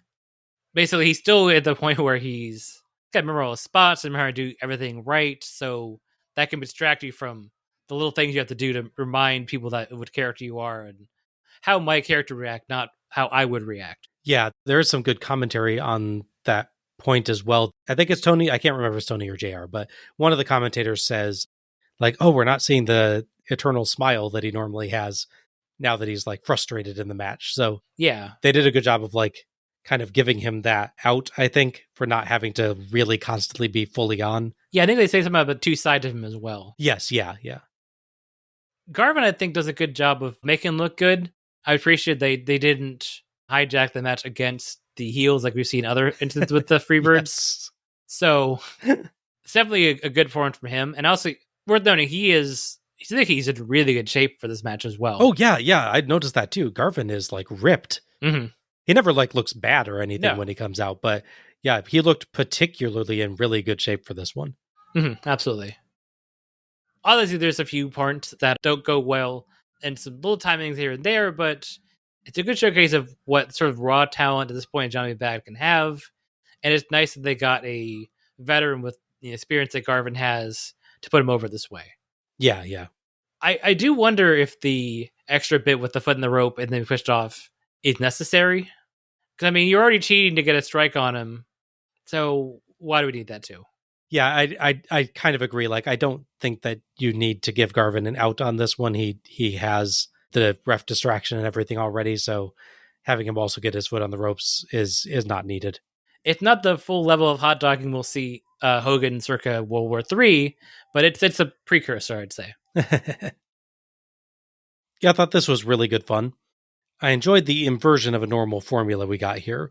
We have Garvin and Hayes as canny veterans and Bad as a rookie, but where normally that would mean the rookie was the face facing off against the arrogant veteran heel, Bad is very much intentionally the heel here.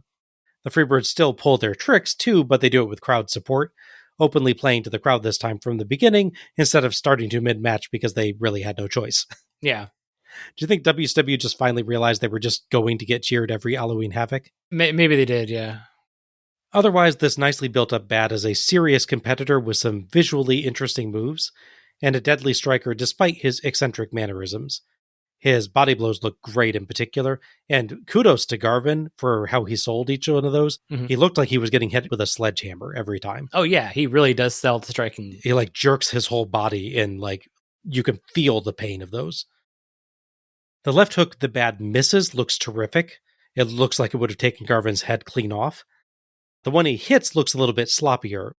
I think it's a combination of things. I think he, one, throws a real punch when he knows that he's going to miss, because he knows he's not going to hurt the guy. Correct. But he pulls it when he's going to hit. And also, he's selling the DDT still, so it makes that one kind of look a little wobblier. Mm-hmm. But it kind of makes the ending hit look a little... Bad is not the word I'm looking for, though it is done by Bad. Yes, yeah. It doesn't quite have the oomph that you want from it. Yeah, I gotcha. Overall, this had a nice storyline of trickery versus trickery, with Long being just a bit ahead of the Freebirds in this case. Though, really, Michael Hayes probably should have been smart enough to realize what was going on at the end there. And it would have been funny, but obviously better not to have Bad lose clean when you're trying to build him up. Yeah. Watching this match and the whole thing with the Freebirds really encouraging the crowd to cheer along with the Tomahawk Chop, the Braves thing, I talk about this is because they're in the World Series at this point. Gotcha. I was wondering, because I'm like, I genuinely thought at first that they were coming out and being the heels. Right, yeah. Because they're wearing a sports team's gear from a city that is not the city they're in. But that makes sense. If it's the World Series, that kind of like narrows it down a lot. So you're either for or against one of the two teams in there generally. Yeah, and generally if it's a regional thing, like a southern team like the Braves, and another team like, say, the Yankees, I can't remember who they're actually playing in the World Series in 91, people pick sides that way. Yeah. Yeah, it reminded me, so there's an episode of Saturday Night Live. Christian Slater's hosting the show. And for some reason I remember watching this as a kid and not getting the full context to it. So he comes out to do his monologue, and he's trying to talk to the audience and everything, but everyone is distracted because they're all watching the game, doing the motion, and even he goes to control room, they're all watching the World Series game and not the show they're actually supposed to be filming, like that. So I looked it up while we were talking, because I feel like that can't be a coincidence. And sure enough, the episode SNL with Christian Slater is October 26th, 1991. Oh, nice. The day before this one. So both companies, in a weird kind of way, did get into this whole Braves in the World Series hysteria in their own kind of way. That's pretty cool, yeah. Of course, again, Starrcade is Battle Bowl. Conveniently enough, Garvin and Hayes would end up on opposite sides in a tag team match. Who would have guessed? As for Johnny B. Bad, he would draw a little less successfully as he'd be teamed up with Arachnaman. Yep. I guess with the neon, he's the only one dressed more flamboyantly, at least color-wise, than he is. Yes, flamboyant. That's definitely the word for that. Garish is another word. Infringing is what I was thinking of. Oh, yeah. I meant the colors as in the purple and the neon. But yes, the outfit is 100% copyright infringing. But yes, just the colors. JR throws to Missy Hyatt backstage, who is still searching for the WCW Halloween Phantom. She accosts Bobby Eaton, who is walking by in red trunks, which is not what he was wearing for the match, and a towel, and holding a pumpkin for some reason. Missy grabs him. Thanks, guys, and I'm still looking for the WCW Phantom, and I can't find him. It's not fair. I want to be the first to find him. Oh, beautiful Bobby, stop. Please tell me, where's the WCW Phantom? Who's the Phantom? How about Dorothy, Myra, Jack? I don't know What? Look, you've been in the dressing room. I know you know where he's at. Tell me, I want to be the first, please. Hey, Missy, I'm going to celebrate. I just want a match. Please, help me out here. Don't disappoint me. Women. This is not fair. Let's just go to the ring. Missy almost gave us our title there. Yeah. I think that's the version if we just want to get a show over with. Yeah. Let's just go to the ring. Let's just go to the ring. Yeah. Gosh.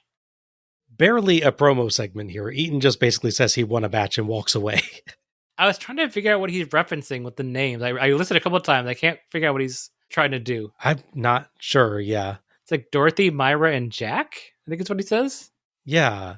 I mean, my first year Dorothy, I think Wizard of Oz. I mean, and Oz is on the show, but... Yeah, but I don't think Myra and Jack are, unless that's the uncle and aunt, but I don't think that's the case. I'm not sure at all where those words came from. The main question I've got about this segment is, why the pumpkin? Oh, good. You had that question too. Yeah, my note was, why is he carrying a pumpkin? That is the real mystery of the show. Yeah, is that his traditional post-match celebration? Did he forget to buy a pumpkin to carve for his house and he snagged one thinking nobody would see? What is he going to carve in it? Will it be the Midnight Express logo? Cornette's tennis rackets? Great many mysteries in this scene. Okay, so at some point he won his match. He got changed into like his track pants or whatever he's wearing there. He goes, I go celebrate, and grabs a pumpkin. Yeah. I mean, there's plenty around, sure, but still.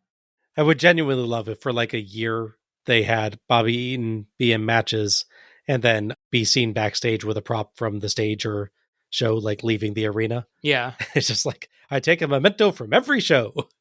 He wins a match at Spring Stampede. He's carrying one of the like wagon wheels on the way out. Yes, yeah. I'm going to celebrate. Also worth noting, of all the people you stopped to ask who the Phantom was, you asked Bobby Eaton, which may be important later. Our fifth match is The Natural Dustin Rhodes versus Stunning Steve Austin with Lady Blossom for Austin's WCW World Television Championship. The referee for this one is Randy Anderson. As mentioned for the previous affair back in match 3, Steve Austin won the TV title off of Bobby Eaton. And ever since then, he's been a sneaky champion. He'd get your screwy wins, or more importantly, he could run the timeout. Because the gimmick of the TV title is you have a much shorter time limit, and matches just stop abruptly if you get that time limit. At this point, Dustin is sort of moving up the ranks, so it's natural he go after a TV title like this is sort of... I see what you did there. Yeah. Yes. It's only natural that he would go after a title like that, and it's the right level, I'd say, of championship for him to go after. Especially he's a face, so you can't go, I want to fight Sting, because, you should want to fight the champion, but a face challenging a face is a thing they don't do as much back in the day. Yeah, they kind of make those like special occasion matches at the very least, like, oh, wow, we've got this you've always wondered type of situation, right? Exactly. Austin, who looks nothing like the Austin of the WWF days, has very triumphal music in a red and black robe, but still has his Saved by the Bell tights, which is an odd combination. He's accompanied by Lady Blossom. Interestingly, I noticed that ring announcer Capetta is wearing a ringmaster's outfit, which will be Austin's first gimmick name in the WWF. That's true. Speaking of gimmick names, Lady Blossom, real name Jeannie Clark, is generally credited with inadvertently giving Austin his more famous gimmick name, Stone Cold, as they were married at the time and Clark told Austin to drink his tea before it became Stone Cold. Awkward moment during the entrance as Austin gets in, signals to Lady Blossom to follow, but she kind of wanders off apparently unaware and Austin just kind of stands there for a few moments, then goes on. Sorry that the cameraman didn't cut away there, Steve. Meanwhile, JR calls Missy Hyatt Wendy Weiner for complaining. And Tony, like me, wonders what the heck was up with Eaton making off with a pumpkin. Yeah. Dustin Rhodes is out next. He is already the natural, but has a quite good rock guitar solo instead of his wonderfully cheesy song that he'll have later. Mm-hmm. Different jacket too, but quite a nice one. JR points out Dustin's grandma at ringside. Dustin, they say, is ranked number 5 and Austin is number 4. Rapid counter wrestling to start, intermixed with strikes including a Rhodes jumping lariat and dropkick for 2. Rhodes also clotheslines Austin out over the ropes, but Anderson does not DQ. Tony and JR agree. There are some extremely fast and smooth exchanges in this, though they do repeat a headlock takeover into head scissors counter a few times. Rhodes tries for his bulldog, but Austin evades it, so Rhodes uppercuts him and gets another headlock takeover for 2, but Austin uses the tights to roll him over a few times for 2 and pulls the hair to get free. Rhodes crossbodies him for 2, but then goes for it again, and Austin ducks, so Rhodes flies past, lands hard on the apron, bounces off, and flies off the edge of the ring to the floor. Goodness, Dustin. It's a pinball, yeah. JR says he bounced like a rubber ball, and that is 100% accurate. Yes. I love how enthusiastically Dustin Rhodes sells missed crossbodies. Yes. There's one better one that comes up. I forget what series it's on. It might even be on this same series, I'm not sure. Yeah, I'm not sure. Austin takes over and beats Rhodes up, and unsurprisingly, a member of the Rhodes family bleeds in a wrestling match. Tony notes that Austin might have made a mistake by going out to land blows, as Rhodes didn't seem like he was going to make it back in by the 10 count after that missed crossbody, but Austin ended up giving him more time to recover. Austin rolls him into the ring himself finally, but Rhodes decks him with a really big wind-up punch. Austin gut-wrench suplex for 2, and Tony and JR say that Anderson should check the injury Rhodes has, as they don't want things to go too far. Rhodes' dad would probably have something to say about stopping matches due to injury. Starcade 84. Austin grabs a reverse chin lock and repeatedly uses the ropes. Anderson checks with Lady Blossom, and she surprisingly says Austin wasn't cheating. Shocking. Why did Anderson think that would work? British people are more honest, I guess. I guess so, yeah. That's why there's always the narrator voice for various commercials, right? They couldn't be lying to you about the product. Exactly. Anderson eventually catches Austin and forces the break. Austin argues with him, and Rhodes lands massive punches to Austin, but Austin blocks a monkey flip and hits a monster diving clothesline, sending Rhodes spinning to the mat. But beside Tea Kettle, I guess? Yeah. It gets 2. 4 minutes left. 2 counts off a Rhodes roll-up, Austin reversal of said roll-up, Rhodes reversal of the reversal, Rhodes diving clothesline, and Austin dodge of a dropkick. Lady Blossom sneaks in some slaps, and Austin chokes Rhodes, but Rhodes slumps out of the way of an Austin rope drop, and Austin rebounds off the ropes and face plants. Rhodes diving lariat for 2. Rhodes runs Austin to the ring post, and Austin is bleeding. 2 minutes left. Rhodes power slam for 2. Rhodes lays in punches and hits the bionic elbow for 2. 1 minute left. Tony points out Rhodes failed to hook the leg twice, and that might have been enough. Rhodes lands more punches and elbows, and we've got 30 seconds. Rhodes' punch combo gets 2. Rhodes climbs up top with 10 seconds left. Rhodes hits a diving clothesline for 1, 2, and the bell rings. It's a time limit draw, and Austin retains. Notably, it appears Austin did manage to kick out just as the bell rang as well, so it may not have been a 3 count even if Rhodes had had just a little more time. But man, the timing on that finish, right? Yes. That was brilliant. They timed that incredibly well with time expiring literally just before 3. Mm-hmm. So kudos to all 3 guys for delivering on that moment so well. That had to be really tense getting that right. Rhodes still drop kicks Austin after the bell, and Anderson has to hold him back as Austin rolls out of the ring. The crowd is not happy with Austin retaining, and he gets massive boos. But he celebrates and walks off with Lady Blossom as a dejected Dustin Rhodes leaves the ring. Thoughts on this one? I thought this was a very good match with a very simple story. As we talked about before, and I'm sure we'll mention again because this is a recurring thing with the TV title. Whoever came up with the idea of this is a title that you, as a heel, you fight to get a time limit draw on is really good. Yeah. It's a neat gimmick typically for this belt. You don't get US Championship matches generally running into time limit draws or world title matches for the most part. Obviously, there are exceptions. So it's kind of baked into this idea that you're the heel, you get the championship, you just try to stall. Austin is a great person for this. Obviously, Regal, as we'll see later, also gets really good at this gimmick. It's just one of those things that I don't know if a face could really do. A face should always be fighting to win no matter what the time is. But so it makes a great heel championship. Yeah. These two obviously are a great pairing. They have good chemistry together. They know how each other works, so they can really build up each other's strengths.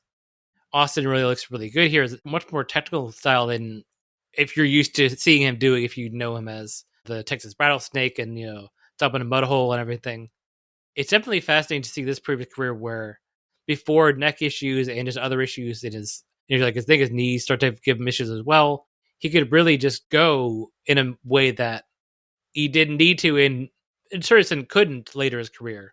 Obviously, he did just fine, winning multiple world titles and selling hundreds of thousands, if not millions of those 316 shirts. So he didn't need my help there. If you're a wrestling fan that has seen the later WWF Austin and has never seen his early WCW stuff, definitely take a moment to check it out because, one, it's really good, but two, it is such a completely different style of wrestling than what he will later do. He's good in both ways, but I mean, it is astonishing. He's a completely different wrestler in the early 90s. Other than the fact that obviously he's still the same guy, the only real close comparison you can make to Stunning Steve Austin, TV champion or tag champion with Brian Pillman later, is that the stun gun, which is where he drops you sort of neck and chin face first on the ropes, is similar to the way you fall for the stunner. Yeah. And obviously stun gun, stunner, so you can seriously see that through line. But otherwise, yeah, it's interesting because early Steve Austin in this case is dressed and acts much more like Hunter Hearst Helmsley. Yeah, true, yeah. Ironically, his future rival Triple H, his original gimmick when he was the Connecticut Blue Blood and all that stuff. Yeah, he's very much doing like a Flair type gimmick during this period, for sure. It is utterly fascinating. It's one of the biggest transformations that you will ever see in pro wrestling, I think. It's incredible. Absolutely, yeah. What I like to do with this story as well is you can see some wrestlers better handle the time limit aspect, both in character and out of it. Like we talked about Steamboat back when he had that Iron Man match with Rick Rude, which is amazing. When time starts to draw near, he can really show the quickness of attacking and constantly going for pins and knockout blows. With Dustin here, he obviously has that same energy, but he didn't have the experience in storyline to know, I should just try as many pinfalls as possible. Yeah. So he spends time, in the last 2 minutes doing mounted punch in the corner, which will definitely hurt you, but is not, I don't know, has ever led to a pinfall victory. Yeah. He does like go for a few of them during those last few minutes. He doesn't like just leave it entirely to one move. But yeah, it's not like move, pin, like Steamboat and Rude got into in their match. So what it does is it leaves more room for rematches. And of course, there will be some, obviously, because again, he at this point hasn't figured out the secret to how you sort of get around that the time itself is your enemy here. So when he figures it out, he'll do a lot better. Yeah, this was a tremendous match. They keep a great pace right up to the ending, and not a single part feels like a stall of any kind to burn up time. No. I don't know how they managed timing the finish so well, but it was incredible. It's one of the rare moments where a time limit draw not only works fine for the match, but gives a great dramatic finish rather than feeling like a cop-out at all. Mm-hmm. The only notable complaint I would have on this is that it got a tad repetitive with several of the headlock whip free spots and a few headlock takeovers into head scissors counters. But they also managed an amazing pace of counter wrestling, so one is maybe kind of the price of the other. Yeah. There was one spot in particular that was literally too quick for me to take verbal notes on, which was incredible to see. Yeah. Great striking as well, excellent emotion throughout, and wonderful selling from Rhodes, looking dazed and tired but putting his whole body into punches to make up for it, while Austin did a great job looking like a disciplined and skilled but dishonorable and arrogant fighter. I thoroughly enjoyed this match, and it's a very easy watch and lots of fun, particularly the Rhodes bounce. Again, Battle Bowl takes over everything. Notably, Austin would have good luck with the draw. Again, the luck of the draw. As he would end up being teamed up with his teal teammate and stablemate at the time, while Dustin Rhodes would end up teamed with El Gigante. Life is not fair.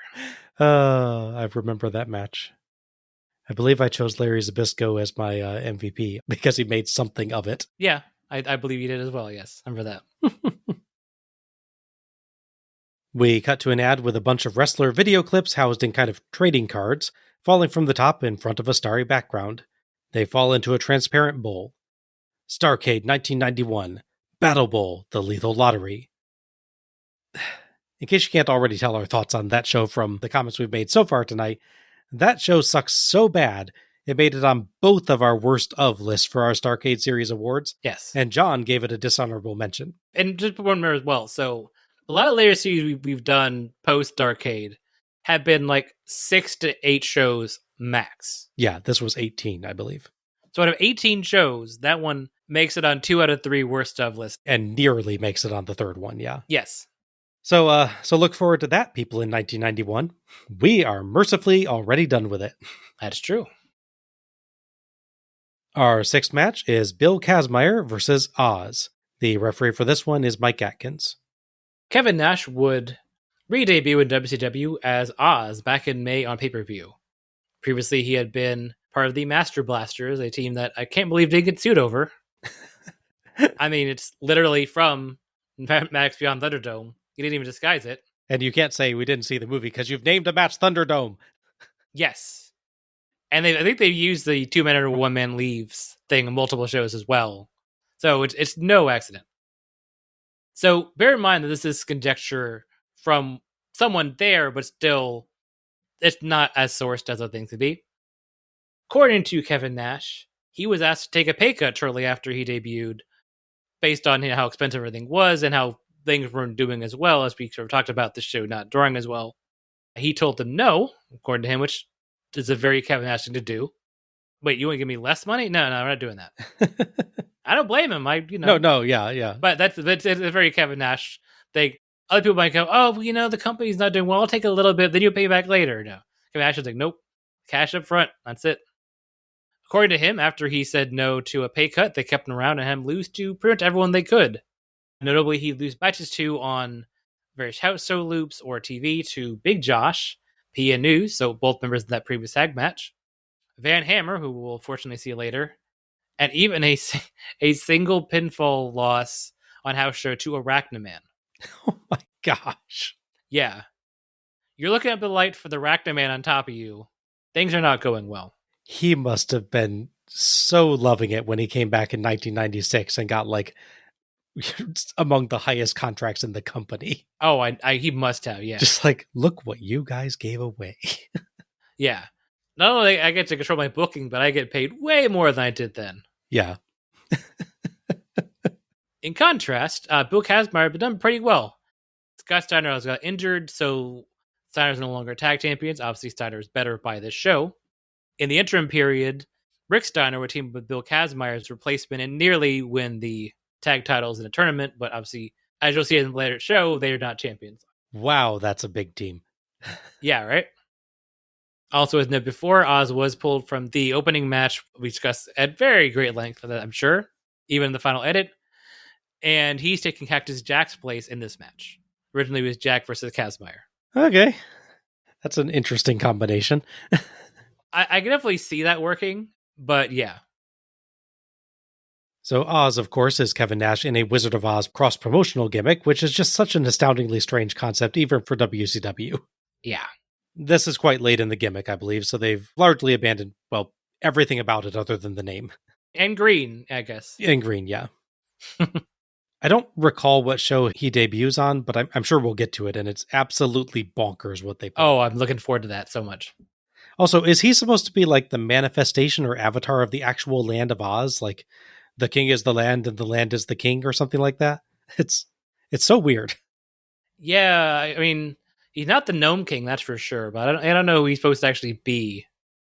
Anyway, it's Kevin Nash with a blonde flat top haircut, wearing a big neon green and silver cape, and coming out to music that sounds uncannily like Another One Bites the Dust by Queen. Yes. To the extent that I'm shocked that WCW did not get sued.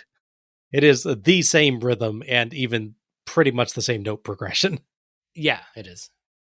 Nash pretty much just acts like Nash at this point. It'll be interesting to see earlier stuff if we can, and see if he acts more mystical at all earlier in the gimmick. Yeah. I do like his actual wrestling gear. It's long tights in black and green. Mm-hmm. He looks like a big and tough dude if you ignore him strangely being Oz. Yeah. Bill Kazmaier, announced as the world's strongest human being, carries a large globe. I'm pretty sure it's a balloon, but it does look pretty hard to carry, so credit to him. He is one big beefy dude. He is, yes. Oz mugs at Kazmaier, and they repeatedly lock up, but are unable to move the other. Oz resists a shoulder block and challenges Kazmaier to try it again, and tries a clothesline when he does, but Kazmaier ducks and flattens him with one of his own, then slams him. Oz challenges him to a test of strength while making super-duper crazy eyes. Kazmaier overwhelms him, but Oz headbutts him in the gut and kicks him to force him to his knees, but Kazmaier forces him back to his knees and stomps on his hands. Oz really could have moved his hands there, but I guess he was too polite. Yeah. It's like I want to see where he's going with this. Oz turns it around with some strikes, beating Kazmaier up a bit, getting Tube with a back suplex, and hitting repeated forearms to Kazmaier on the apron, then knocking him off with a knee strike. But Kazmaier skins the cat back in while Oz's back is turned. That's amazing for a dude that size. It really is, yeah. JR and Tony were actually talking about the Japan Super Show at the time, and they stopped dead and just go, wow, in astonishment. Kazmaier clotheslines Oz flat, knee strikes him, and puts him in the torture rack for the submission victory. Kazmaier celebrates, and JR says it wasn't pretty, but it was effective. Tony is impressed with how easily he lifted Nash on his shoulders. Fair enough. Yeah. Thoughts on this one? It's a decent match, although it is obviously very basic. I'm curious how much lead time they had on this. Yeah. So I'm going to be a little lenient because these two guys didn't work together, which as far as I know, they didn't on the house show loop or various events. So this is really their first time wrestling, or even second or third time wrestling.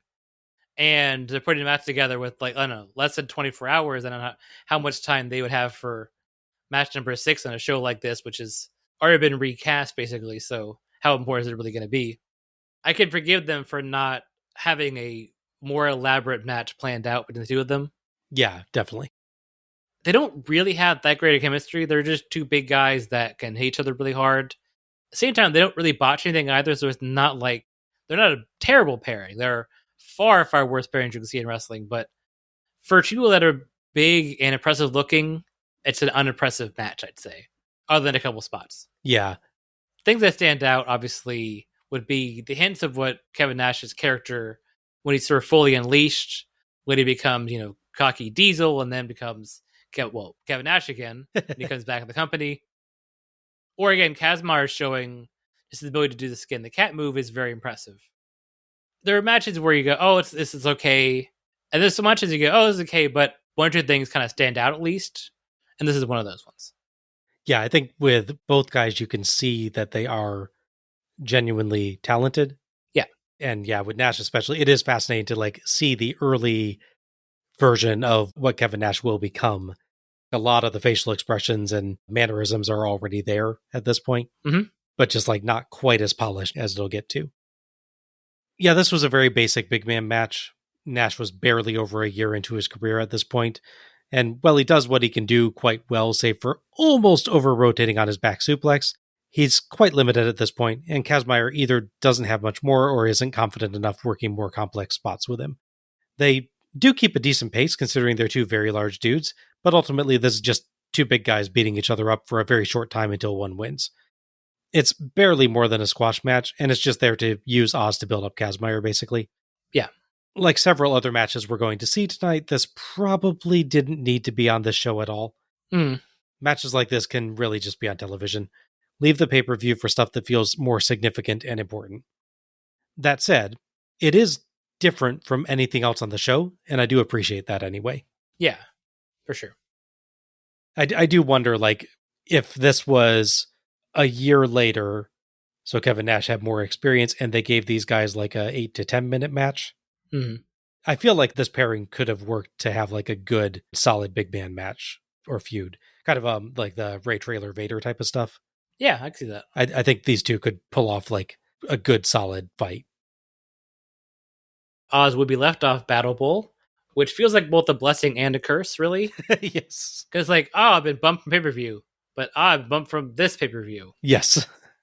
He would re-debut as Vinny Vegas in January, so a rare positive for January. Yes. Throw one of those in there once in a while. So interesting that they mentioned at the beginning that Oz is going to work more New Japan dates. Or they don't say New Japan, but these Japanese dates. The implication being that he's supposed to work the New Japan Super Show that happens in January, that they ran in March or April, I think we established. Yeah, fair, yeah. He's not on that show. Now, he did work a handful of matches that I found on Cage Match, talking about it, where he teamed up with people like Jushin Liger, which is pretty interesting. In May of 1992, despite being Vinny Vegas in WCW, he would keep wrestling as the Great and Powerful Oz in New Japan. He'd rig a handful of dates and a handful of matches. He'd team up with or battle against the likes of Brad Rheingans, who we saw on AWA shows. Yep. Tony Halme, or Home, however his name. He'd also working a tag match against Masahiro Chono, who we've seen a bunch of times and will show up later in WCW. And a guy who we sadly will not see much of anymore, I think, outside of New Japan, Shinya Hashimoto. Oh, Shinya. Yeah. Even if they don't work full match together, I can see Shinya Hashimoto and him working really interesting together. Yeah, definitely. Because they're both not little guys, and I think they could definitely do something really fun together. Mm-hmm. Speaking of Kazmaier, he actually would have a New Japan connection of his own. As noted, he would be on New Japan Super Show. And of course, his match would be against Shinya Hashimoto, who we just talked about. So it's funny, I'm just wanting to see one with him, and then the other one did actually get to wrestle him. And of course, he would also be part of the Battle Bowl Ventus Darkade, where he'd team up with Jushin Thunder Liger, the match and show that made John love Liger, which I don't blame him. No, yeah, that's fair enough, yeah. And it's funny because it's one of the things that he like to joke about on the show. If you read about it, you're like, oh man, they brought Liger and they teamed him up with this big, beefy guy, but they actually made it a good team. So, oh yeah, that was one of the better matches on the show, as I recall. But on paper, it sounds like a real demotion for Liger, like he's being left with someone not talented, but it's actually far from the truth. Kazmaier is not bad. He's not a particularly fast wrestler, but everything he does looks good. Yeah. He is visually impressive and more than capable in the ring. Yeah, I wonder if he had gone on longer, what would have happened with him. Yeah, me too. JR builds up the 3 championship matches coming up, particularly Simmons versus Luger. In the background, Oz hobbles by. Tony struggles to maintain a straight face as he and JR build up Van Hammer, and he has to say Van Fantastic, the Hammerheads, Hammer Hysteria, and the Van Hammer Tour. Tony so nearly loses it on many of the announcer segments on this show. Yeah, can't blame him. JR notes that Hammer was supposed to face Michael Hayes, but he was injured. Then corrects himself as Hayes showed he wasn't injured earlier tonight. Yeah. Tony gets the giggles again. So our 7th match is Van Hammer versus Pretty Boy Doug Summers. The referee for this one is Randy Anderson. So this is another match that was promised to be a musical versus musical feud. In this case, it would be hair metal against, obviously, Southern rock. But then, obviously, one of them is injured, but also not really.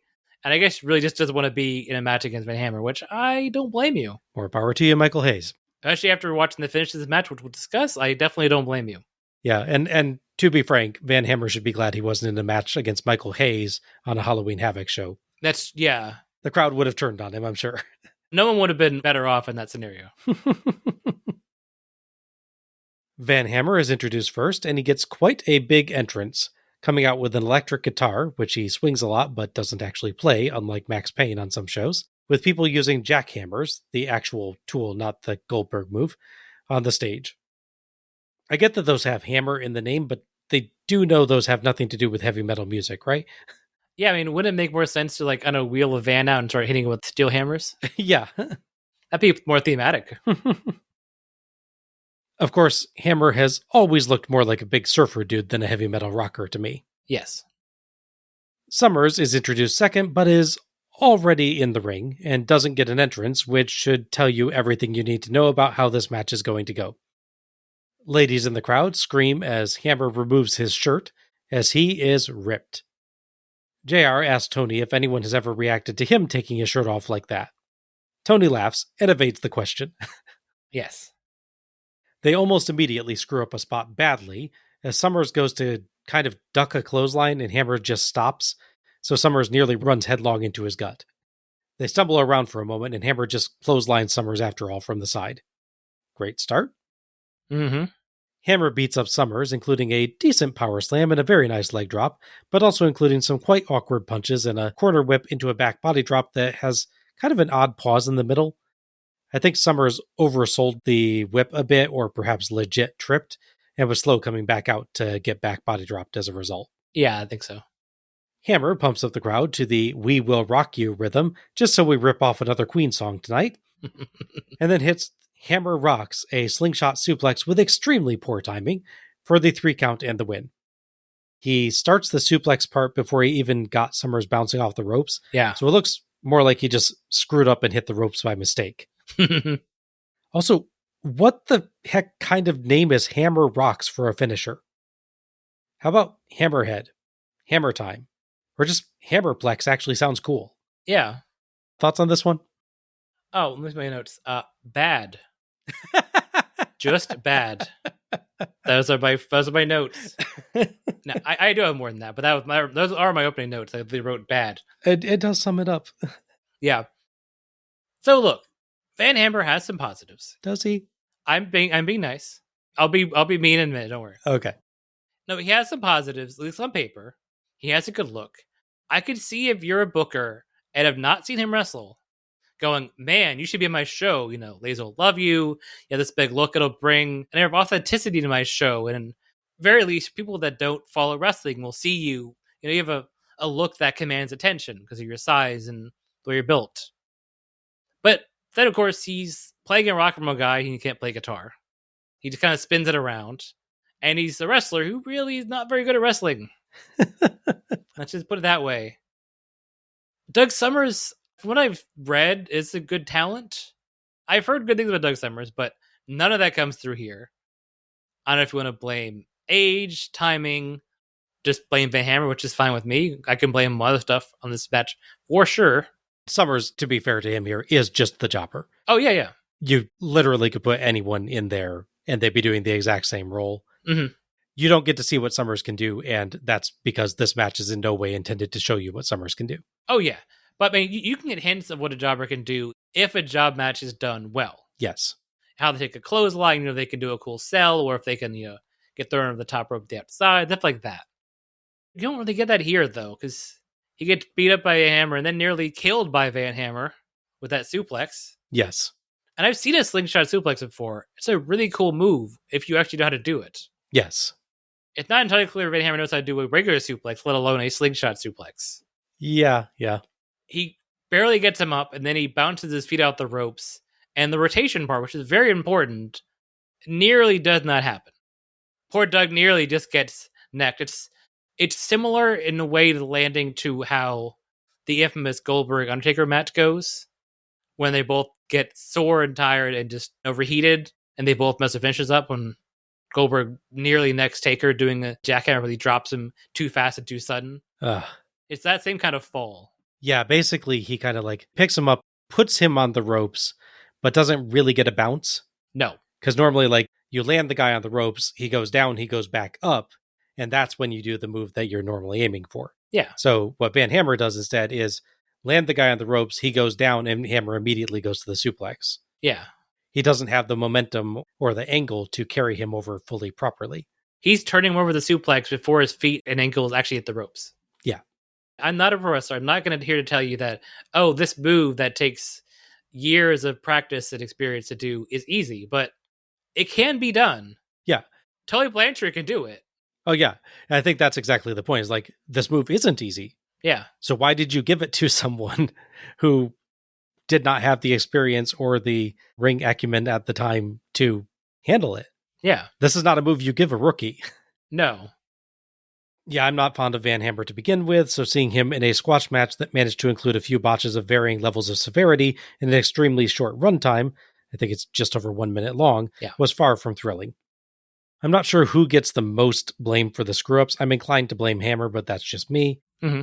He does have a good leg drop, but most of the rest of this sucked. Again, this show has given us a super short, pointless match between a guy they're trying to build up and a completely random jobber. They've done it 3 times on this show so far, with the Creatures, Oz, no offense Nash, you will be a big name in the future, and now. And we're going to have one more later. Yeah. I don't know whose idea it was to fill this show with squash matches, but it was a bad idea and a waste time that could have been given to matches that actually matter. I really wish WCW had just hired John Thor. That's what they wanted instead of Van Hammer. Fair enough. It would have been interesting. It would have been a short run, but it would have been interesting. Doug Summers would make one more appearance for WCW, a loss to El Gigante on Power Hour, and that was it. Oh, wow. He got the good ones, didn't he? Yeah. He was not a contracted talent. He was an independent worker they used, and then they had to fill a last-minute bit because I'm guessing Michael Hayes probably saw him practicing that slingshot suplex and went, my arm hurts. Yeah. That's it. And I do not blame him. Nope. God, you could have at least given Summers like one squash match against Sting or something like that, just to make up for this stuff you had to put him through. In contrast to the abrupt stop for Doug Summers' WWE career, Van Hammer would have made a ploy with WWE for 9 more years. Oh my gosh, yeah. Someone saw this match and said, keep this guy in payroll. It's amazing. It's absolutely amazing. There's cases where you have a guy with theoretically raw talent and a good look, or at least a look you can use. And you're like, okay, you just need more time, need more seasoning, more time in the oven, as they say. But year after year, you keep giving him time in the oven, you keep putting it back in, and it's not working. Yeah. At what point do you say, okay, maybe he's not talented? Yeah, I'm in agreement on that. It's like you can look forward 8 or 9 years from this match and see Van Hammer in matches again, and it is not considerably different from this. Yeah, Kevin Nash wrestling in 2000, you can argue about the booking, but you can see so much difference in how he performs. Yeah. And how he acts as his character and everything. Van Hammer is extremely stagnant because his ceiling is very short. His ceiling is here. Pretty much. JR and Tony throw backstage where Brian Pillman is cutting a promo in front of the gray backdrop with the dried plants in front of it that Stan Hansen nearly destroyed last year. We get Pillman's audio before we actually see him. Timing. Many great athletes have competed over the years, gone their entire careers without ever having the opportunity at a world title. And the reason this world title shot is extra special to me is because just a few short months ago, I wasn't even in WCW. I didn't have a chance to compete if it wasn't for the great fans. I'm dedicating my efforts tonight to my family and the great fans of WCW. I won't let them down. I really love Pillman's wording here. He celebrates that he's challenging for a world title, which he is. Yeah. It's just not the one people normally mean when they say the world title. Right, yes. So normally you mean the world heavyweight title for that, but he's going for the world light heavyweight title, which is traditionally just called the WCW light heavyweight champion later on, but it does say world on the belt. It does, yeah. It's one of those interesting things that actually happens not only in wrestling, but in actual legitimate sports as well sometimes, that this is exactly the same level of belt as the heavyweight version, but it's not normally treated as such in storyline. You almost always see the heavyweight title being the top of the card, and that's sometimes the case in like boxing and stuff as well, that you have the weight classes not only being a weight class, but also a sign of prestige. Yeah, sure. So it's a very interesting thing just how that's treated, but it's interesting because you don't normally then hear them also say, unless they're a heel like Diamond Dallas Page saying like television world champion or something like that. I think so, yeah. You don't normally see them explicitly saying, yeah, this is a world title, even though it is. Yeah. Otherwise, I really liked his promo overall. Maybe would have benefited from a little bit of more variation in volume, particularly when he starts talking about how it means so much to him. It could have added more of a feeling of sincerity if he like dialed it back a little bit then. I can see that, yeah. But at the same time, he sounds super excited and very thankful to the fans, so I think this was a good promo overall. Yeah, it's fine. He has a sort of weird tone where it's like when you're trying to talk to someone in like a library or someone to be quiet, and when you tell someone to be quiet and somehow they're whispering, but they're also louder than they were normally speaking. Yes. It kind of has that going on. We flip immediately to Alexandra York and Richard Morton in front of a bluish backdrop with dried plants in front of it. Morton has a quite nice black and blue sparkly jacket, but he's totally dressed like a wrestler rather than a businessman, and even has the Ricky Morton mullet. Yeah, he didn't really commit to the whole I'm a businessman guy, did he? I love that he could not be bothered to change his traditional hairstyle to something more businesslike. Yeah, right? Like, even the ponytail he had at last year's show would have worked better. Yeah. The ponytail is like business yuppie, which works at this time period. Which is what Terry Taylor came out with, too. True, yeah. Doesn't really look like he belongs to this group. This is Halloween Havoc, and you will all be witnesses to the York Foundation securing their first ever title in WCW. We will not stop there, however.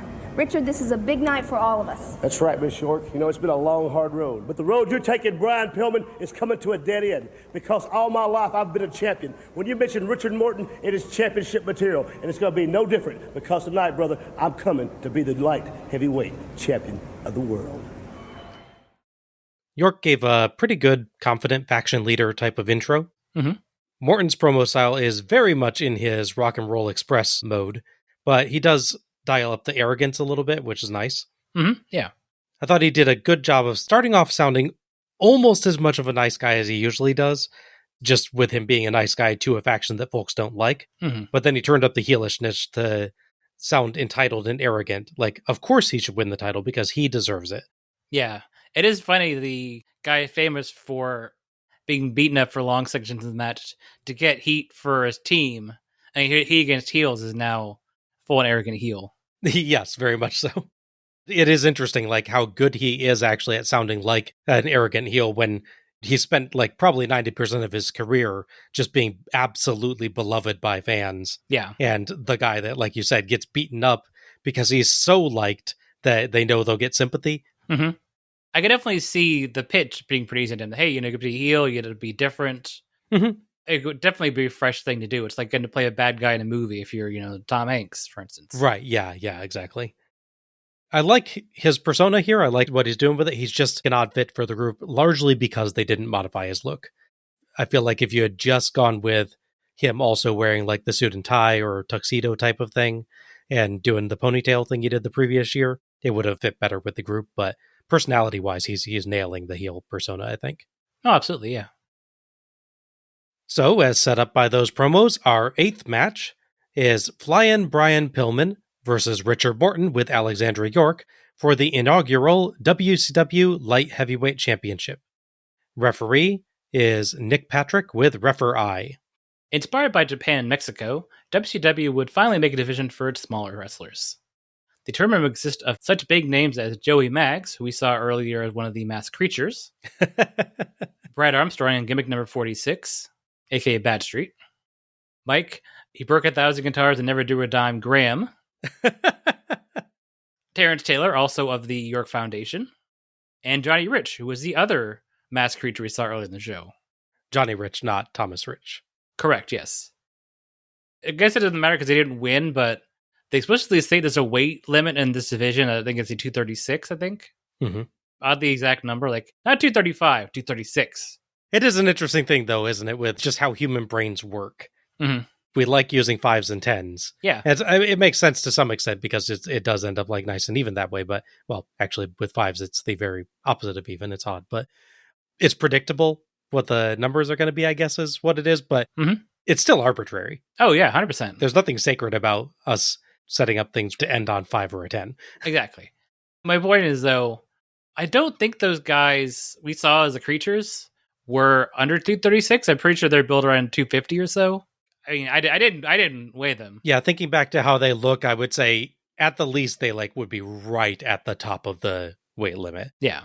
There's no way they're down in the 220s or something. I don't think we're talking exactly 236 maybe, but yeah, I would lean towards higher. Granted, this is still better than the women's title tournament we covered before where the same person was in it twice, one in a mask and one not. Yes, yeah, that's true. At least people in this tournament wore a mask after the tournament, not during. That's true, yeah. As noted, this is the finals of that tournament to crown the inaugural champion. Pillman runs out so fast he's most of the way down the ramp before his pyro even hits. Richard Morton and Alexandra York, of course, come out together to their wonderful corporate theme. Early exchanges are inconclusive, and Morton retreats outside to chat with York, who shows him something on her very clearly powered-off computer. She typed something, presumably the SQL code, to query her database of Pillman's wrestling moves and the appropriate counters, and Morton looks at the screen for approximately half a second before she shuts the computer. He's fast. Fast reader and fast runner. Genuinely, though, that what did he have time to read there, especially on a computer of this era that would probably not even have finished following the program before she shut it? Oh, it says, don't get drop kicked. Got it. I mean, that's not a problem anyway if you're not fighting Z-Man. Well, yeah, obviously. Tony actually even notes how quickly Morton glanced at it and looked away. Mm-hmm. He says he's not sure that Morton really depends on the computer at all, and JR agrees that Morton is a highly skilled athlete and might not feel he needs it. Back in, Pillman lands a spin wheel kick and fakes Morton out on a corner whip, getting him to dodge a fake crossbody but hitting a double axe handle. There's a cute moment there as Pillman shushes the crowd to ensure that Morton wouldn't figure it out. Yeah, that was nice. Pillman earns 2 counts with a shoulder block and a few side headlock takeovers, and they too do the side headlock into head scissors spot a few times. We get several terrific views of Nick Patrick's inner elbow, which is helpful. Morton finally counters a charge with an inverted atomic drop to take control, and works the shoulder, which JR notes was previously injured, with arm bars, wrist locks, and the like. Pillman roll up for 2, followed by an angry Morton clothesline for 2. He uses the hair to keep Pillman in holds. Tony actually makes use of the referee view as Pillman fights back with punches, and we see Patrick's arm punching as well. Tony says, "What we're seeing there is the referee signal for a legal punch." I don't know why a ref needs to signal for legal punches, but oh well. Good try at making the referee relevant, Tony. Yeah, I guess someone in the back, I guess his boss is, looking over. Like, no, it's okay, I checked. Yeah, it feels like you'd more need the signal for that was illegal, since that will lead to a DQ, but oh well. Yeah. Pillman lands a clothesline, but Morton gets a back suplex and smoothly rolls into a pin for 2. He chokes Pillman, and later catches a Pillman kick, but Pillman hits an enziguri, and JR immediately references Antonio Inoki for one of many Japan references the two are making tonight. They both turn to strikes, fighting back and forth until a Pillman shoulder block sends both guys through the ropes to the floor. Morton throws Pillman to the ring post and gets in, but Pillman quickly climbs to the top rope, Tony praising his never say die spirit, and hits a diving crossbody for the 3 count and the win. Or so I assume, since all I got to see of that pinfall was Patrick's hand hitting the mat. Pillman celebrates as the first WCW light heavyweight champion to good cheers, and the replay actually shows that the referee did get a good shot of the dive, so too bad that WCW didn't use that part of its shot. Yeah. Thoughts on this one? I thought this was a pretty good match. Obviously, these two work really well together. My only thing was, and I think this is somewhat of a conditioning thing for me, like I'm conditioned to expect certain things. I get discussed before with, I think it was the 96 show where it's Brett Armstrong and Dean Malenko, which was a good match just like this one. But my issue with that one and with this one is that it's not paced like I'm kind of used to them being paced. Mm-hmm. It's not badly paced. Like, it's not slow paced or drag at all. Like, it kind of stays in second gear the whole time, I'd say. Are you saying like you're comparing it to cruiserweight matches later Yes, or something? exactly. Yes. Gotcha. Which is certainly, I think, a fair thing. I mean, you can argue that these are like heavyweights, those are cruiserweights, and there are slight differences, I guess, but I think that's a fair comment on this match. It's not a dig, it's the performance, obviously. They do a really good job here. Real simple, but effective offense, like crossbodies, clotheslines, that kind of stuff. The finish is pretty good as well. I like the idea that Morton is such a cocky heel that he thinks the move he did on the outside is like win the match, might be a count out. So he doesn't even bother looking and check and see the guy until he's too late and the guy's jumping at him and he catches him. Yeah.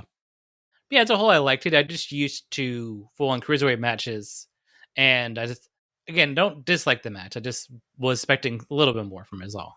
That said, this is crowning the inaugural light heavyweight champion, so we are very early in what these kind of matches are on a national stage, so I'm getting a lot of leeway as well.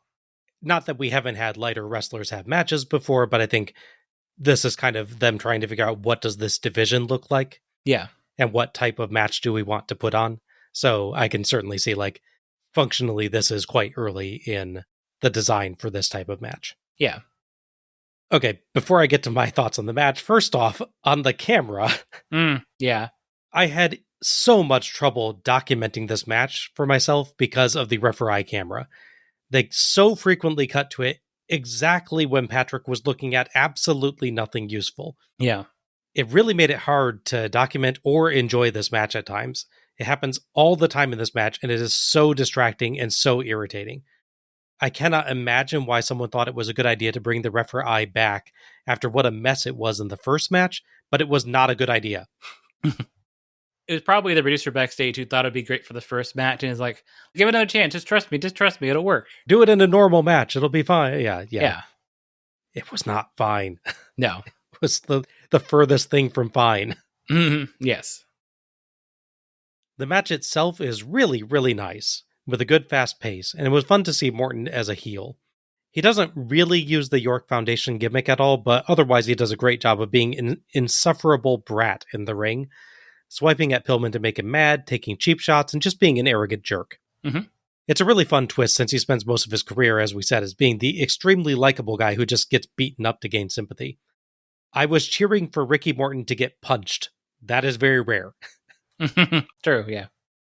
That said, while it's an exciting match, it did get fairly repetitive at times, which wouldn't be so bad except that it was repetitive with the same moves that earlier matches were repetitive with, which made it a bit worse.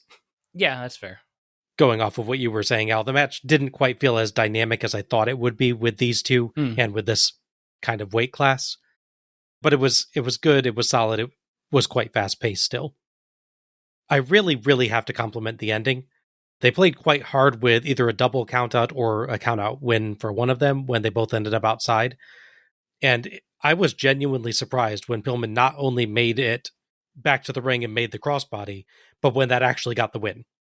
I genuinely expected that to be a near fall, so I very much enjoyed being surprised. Yeah, I can see that. Overall, a fun, fast-paced match that I enjoyed, despite the awful camera gimmick. Yeah. The number of times that you just see Nick Patrick's inner elbow in this match is amazing. I can figure, if you're wearing one of those things, you gotta have a lot of self-control. Like, you don't, like, reach down and scratch somewhere you shouldn't be scratching. Yes. Or, like, you gotta, like, scratch your elbow or something, and, like, your instinct is like, should I look and see what's that on my elbow? And, like, don't look at the elbow. You have a camera on you. Well, and just like the motions you have to make to do your job as a referee, inherently make you a really terrible camera angle, because you're going to be looking at just kind of weird positions, especially if, as I'm guessing may have been the case here, the camera is not perfectly aligned with your eyes. That's true, yeah. He's basically wearing a bike helmet with the camera on it. Yeah.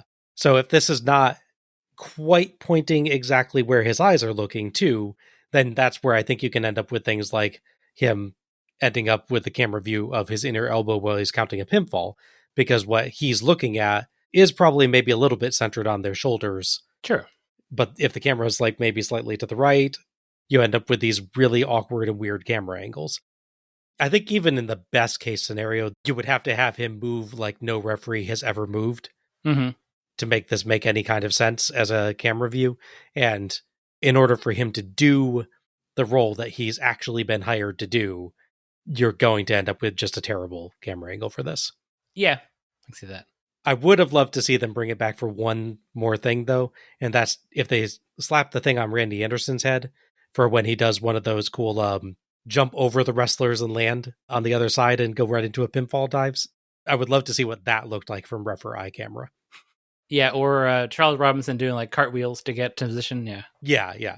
Don't show any of the rest of the match from it, but just show that jump into a pinfall. Yeah, it's funny. There's like a thing in wrestling where there's a million things that work, but someone goes like, yeah, but what if we did it just a little differently? And there's so many cases where, like this, it just doesn't work. Yeah. There were exceptions, obviously, like when WWE made a really good use in early days, like the Attitude Era, when the camera facing down the ceiling for like the TLC matches, so you get the full view of the ring like that. That's a extra thing they can add there. But referees, no. There were a couple WCW shows that we've seen periodically. They did that overhead camera angle for sequences. And it depends on which point you put it in at, but that can be a very viable camera angle at times, especially when they're using it for like a counter wrestling sequence. Sure, yeah. It's a great camera angle for that. Our very first official episode was Starrcade 83, and that featured Gordon Soley praising a cameraman that he said was like, 75 feet in the air or something like that. Yeah, I believe so. Job I would not want, I'll tell you what. Yeah, absolutely not. I don't begrudge them experimenting with things like this. It's just, I feel like it was abundantly clear after the first match that it hadn't worked, and someone should have called an audible backstage and said, let's abandon it for the second match that we were going to use it in, just dump it. Thankfully, they do decide to dump it after this match, and the next match that Nick Patrick referees does not feature the referee. So here's a pitch for you, Bob. Instead of referees, or I guess it's one referee wearing a camera on his head, how about it's Halloween Havoc, right? All the referees wear Halloween masks. Yeah. That's simple enough, right? Mm-hmm. That would be a great opportunity for like ref swaps and stuff, right, too? Yeah, exactly, yeah. I can't think of any other way that you would tell the difference between Randy Anderson and Nick Patrick. Yeah, no. It's not like one of them is almost a foot shorter than the other. True. I love that I shot down my own idea immediately. I was going to say, yeah. Oh, well. Brian Pillman would defend his newly won title against Johnny B. Bad at Clash 17, and later he defended against Jushin Thunder Liger in a post-show after Starrcade. Nice. JR says Cincinnati is celebrating Pillman's victory. He says the next match has a cloud of mystery over it as Z-Man faces the Halloween Phantom. JR seems oddly shocked that Bischoff and Hyatt failed to find out the Phantom's identity. Does Bischoff have a detective business that I'm unaware of? Why is he surprised that these people were not able to do this? He really thought they killed the whole gimmick of the character before he appeared? Yeah, I guess so. Tony hopes that we'll find out the identity in the match, but says either way, Z-Man is ready. JR gives us a let's go to the ring. Great deal of speculation on this one. Let's go to the ring. So our ninth match is the Halloween Phantom versus Z-Man. The referee for this one is Mike Atkins. Not much build for this in general. All they really did was they promoted the idea that there was mystery about the show, that there was a mysterious phantom that's going to appear. Granted, the other mystery they promised for the show was who are the creatures, and that wasn't great, so hopefully this is better. Z-Man comes out first to quite big cheers in his neon green trunks with a big purple Z on them. He is quite happy about it being Halloween Havoc. The suspiciously Rick Rude-shaped Phantom comes out next, dressed like a luchador version of the Phantom of the Opera. Wide-brimmed black hat, black cape held before him like he's Dracula, and a white and black mask that basically does absolutely nothing to hide the suspiciously Rick Rude-like mustache. He gets some pyro. The camera gets a very good look at his face, which is not at all hidden. No. JR claims that he can't tell who it is, and I call BS on that.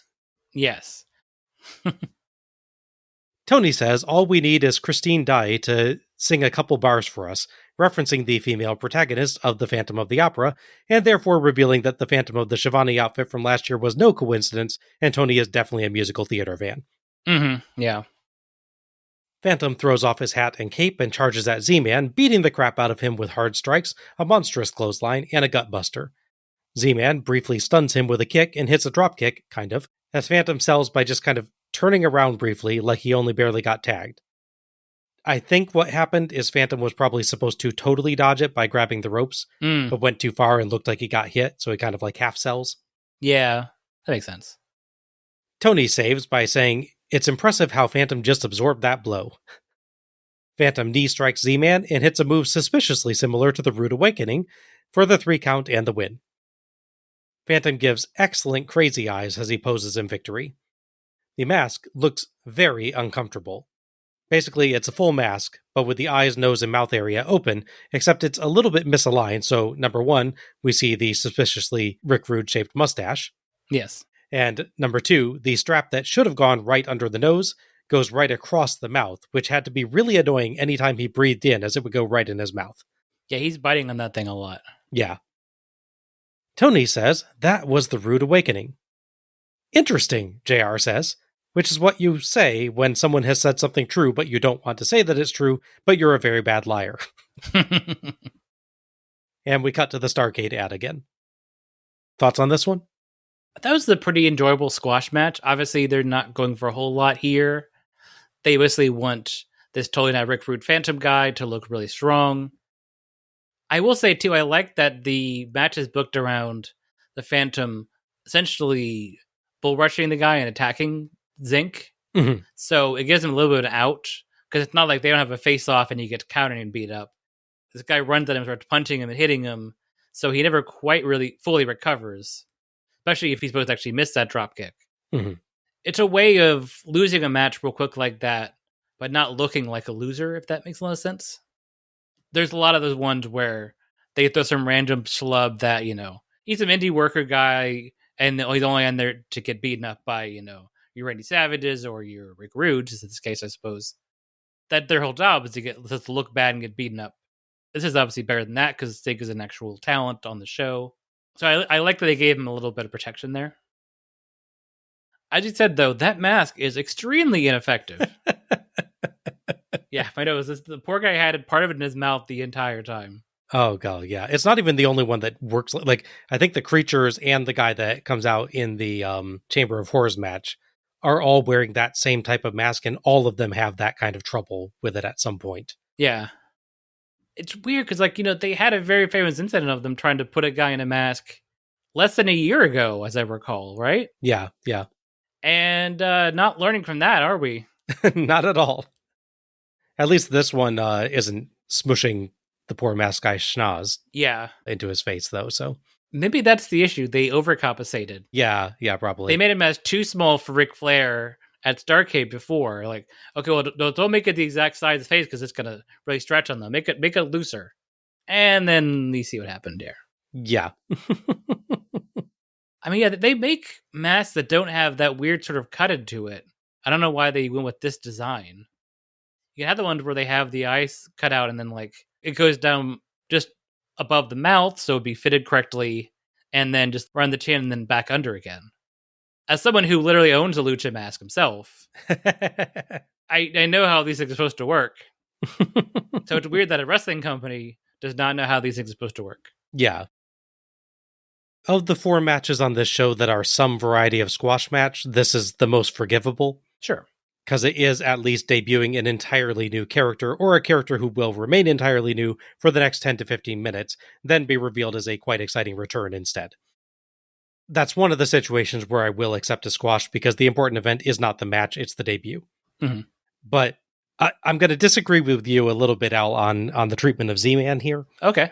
I feel like Z-Man got squashed convincingly and brutally. I genuinely would not have been surprised if this was him leaving WCW, as he gets beaten with so little offense. For me, it would have actually been better for him if he didn't even get to try the drop kick. If he just got pinned inside of 15 seconds, that for me would sell the shock angle, that he just like gets attacked from behind, Rude Awakening pin immediately. But with this one, to me, it looked like he got to try to fight back, but was just bad at it. I do, though, want to really compliment him on his selling. He made Rude look like $1 million here. Oh, yeah. And he did not even move for the rest of the segment once he got hit with the Rude Awakening. Mm-hmm. I don't have any argument with the choice or with the result. I think it was important to use a guy at least the quality level of Tom Zenk, or not quality, that was an insulting way to say it. A guy at least the level on the card of like Tom Zenk was necessary for this debut to make Phantom look great against a guy that is seen as an actual competitor. But I think they could have hurt Zenk a little bit less with this match if they did it in other ways. Sure. I'm almost wondering, and obviously can't confirm this, I could see this being a scenario where maybe the match is initially laid out, like you said, where you just hit him, boom, boom, boom, hit him, and hit your finish. And maybe Rude's like, I'll give you one thing, but it won't be a big move, and then I'll take you down. Yeah. Maybe in their mind, it helps Tom Zenk because he does try to get offense and it doesn't work. And to your point, maybe it makes him look worse by accident. Yeah, I don't think the intent of this match was to hurt Tom Zenk. I think the intent of this match was to build up Phantom/Rick Rude. But I found it to do a surprising amount of damage to Tom Zenk, considering that we're, I think, like 6 months away from him having that great match with Brian Pillman. Mm-hmm. They definitely had to do some rebuilding to him after this match, I think. So would you consider him a Phantom Menace? Our 10th match is The Enforcers, AA Arn Anderson and the living legend Larry Zbyszko, versus The Patriots, Todd Champion and Firebreaker Chip, for the Enforcers WCW World Tag Team Championship. Referee for this one is Randy Anderson. Just to note, we have Arn Anderson and Randy Anderson both in the match. No relation. So I'm going to use their first names when I refer to them.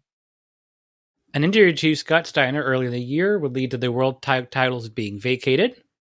Zbyszko and Anderson would team up together and win the tournament, besting the very beefy team of Rick Steiner and Bill Kazmaier, as I mentioned before. Oh my gosh, yeah. Notably, they would win him on Clash 16, the previous Clash back in September.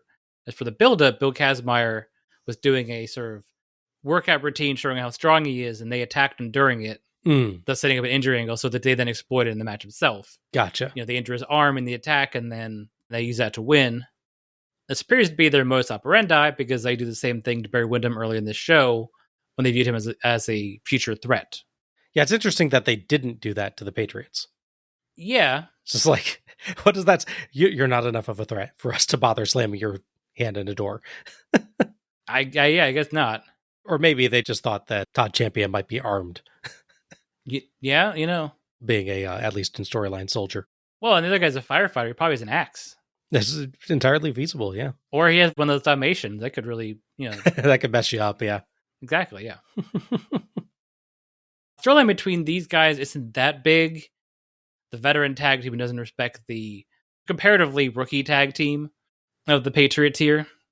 I believe this also goes to a rule that they kind of sort of remember when they feel like it, but also not really most of the time, when it relates to the U.S. Championship as far as singles division, which is by default, if there's not a number one contender, the United States champion is the number one contender because it's the next top champion in the company. Yeah. Which is basically how it was treated in the old NWA days, back when there was one world champion, but every territory had a U.S. champion. You're the U.S. champion. When Ric Flair comes to town, you fight him for the belt because you're the top guy there. Yeah, automatic number one contendership. As long as they haven't set up someone else having a claim to number one contender, U.S. champion is just kind of assumed to be number one contender. So in this case, the Patriots are the United States Tag Team Champions, so they're number one contenders. And yeah, just to be clear, their belts are not on the line in this match. It's only the world belts that are on the line. Mm-hmm. The Patriots come out first. Champion dressed like a Saturday morning cartoon version of a soldier, though I do love the beret. And Firebreaker Chip dressed in what I can only describe as a fireman-themed stripper's outfit. Yeah, I was getting real American Males vibe. Yes. He's shirtless with suspenders and fireman pants. They both will lose the extra stuff in favor of their reasonable, if still colorful, gear to actually wrestle, though. The Enforcers are out next. Interesting that they named the team that, since that's associated more with Arn when he's in the Four Horsemen. It'd be like if Flair was in a tag team and they called it the Nature Boys. Mm-hmm. They could be the Enforcers, they can be the Crunchers. Which would you rather be? True. Well, they could be the Living Legends, if they wanted to use Zbyszko's other nickname instead. Yeah, that's true. Which would actually be a great tag team name, now that I think about it. Yeah. You would expect to see Captain America walk out then, though, but you know. Mm-hmm, yeah. This is a fascinating match gimmick-wise. Mm-hmm. You've got the very, very G.I. Joe / Saturday morning cartoons-looking Patriots, where their gimmicks basically just being non-wrestling jobs and their bright, colorful, cartoonish outfits. Yeah. And then you've got the Enforcers, dressed in just basic wrestling gear with zero extra flash, just deadly serious wrestling personas. Mm-hmm. Neither's necessarily a lesser part of wrestling. It's by nature a mix of heavily gimmicked performers and more pure wrestling characters. It's just kind of rare to see such a clear dividing line in one single match. Yeah. Especially with both being champions.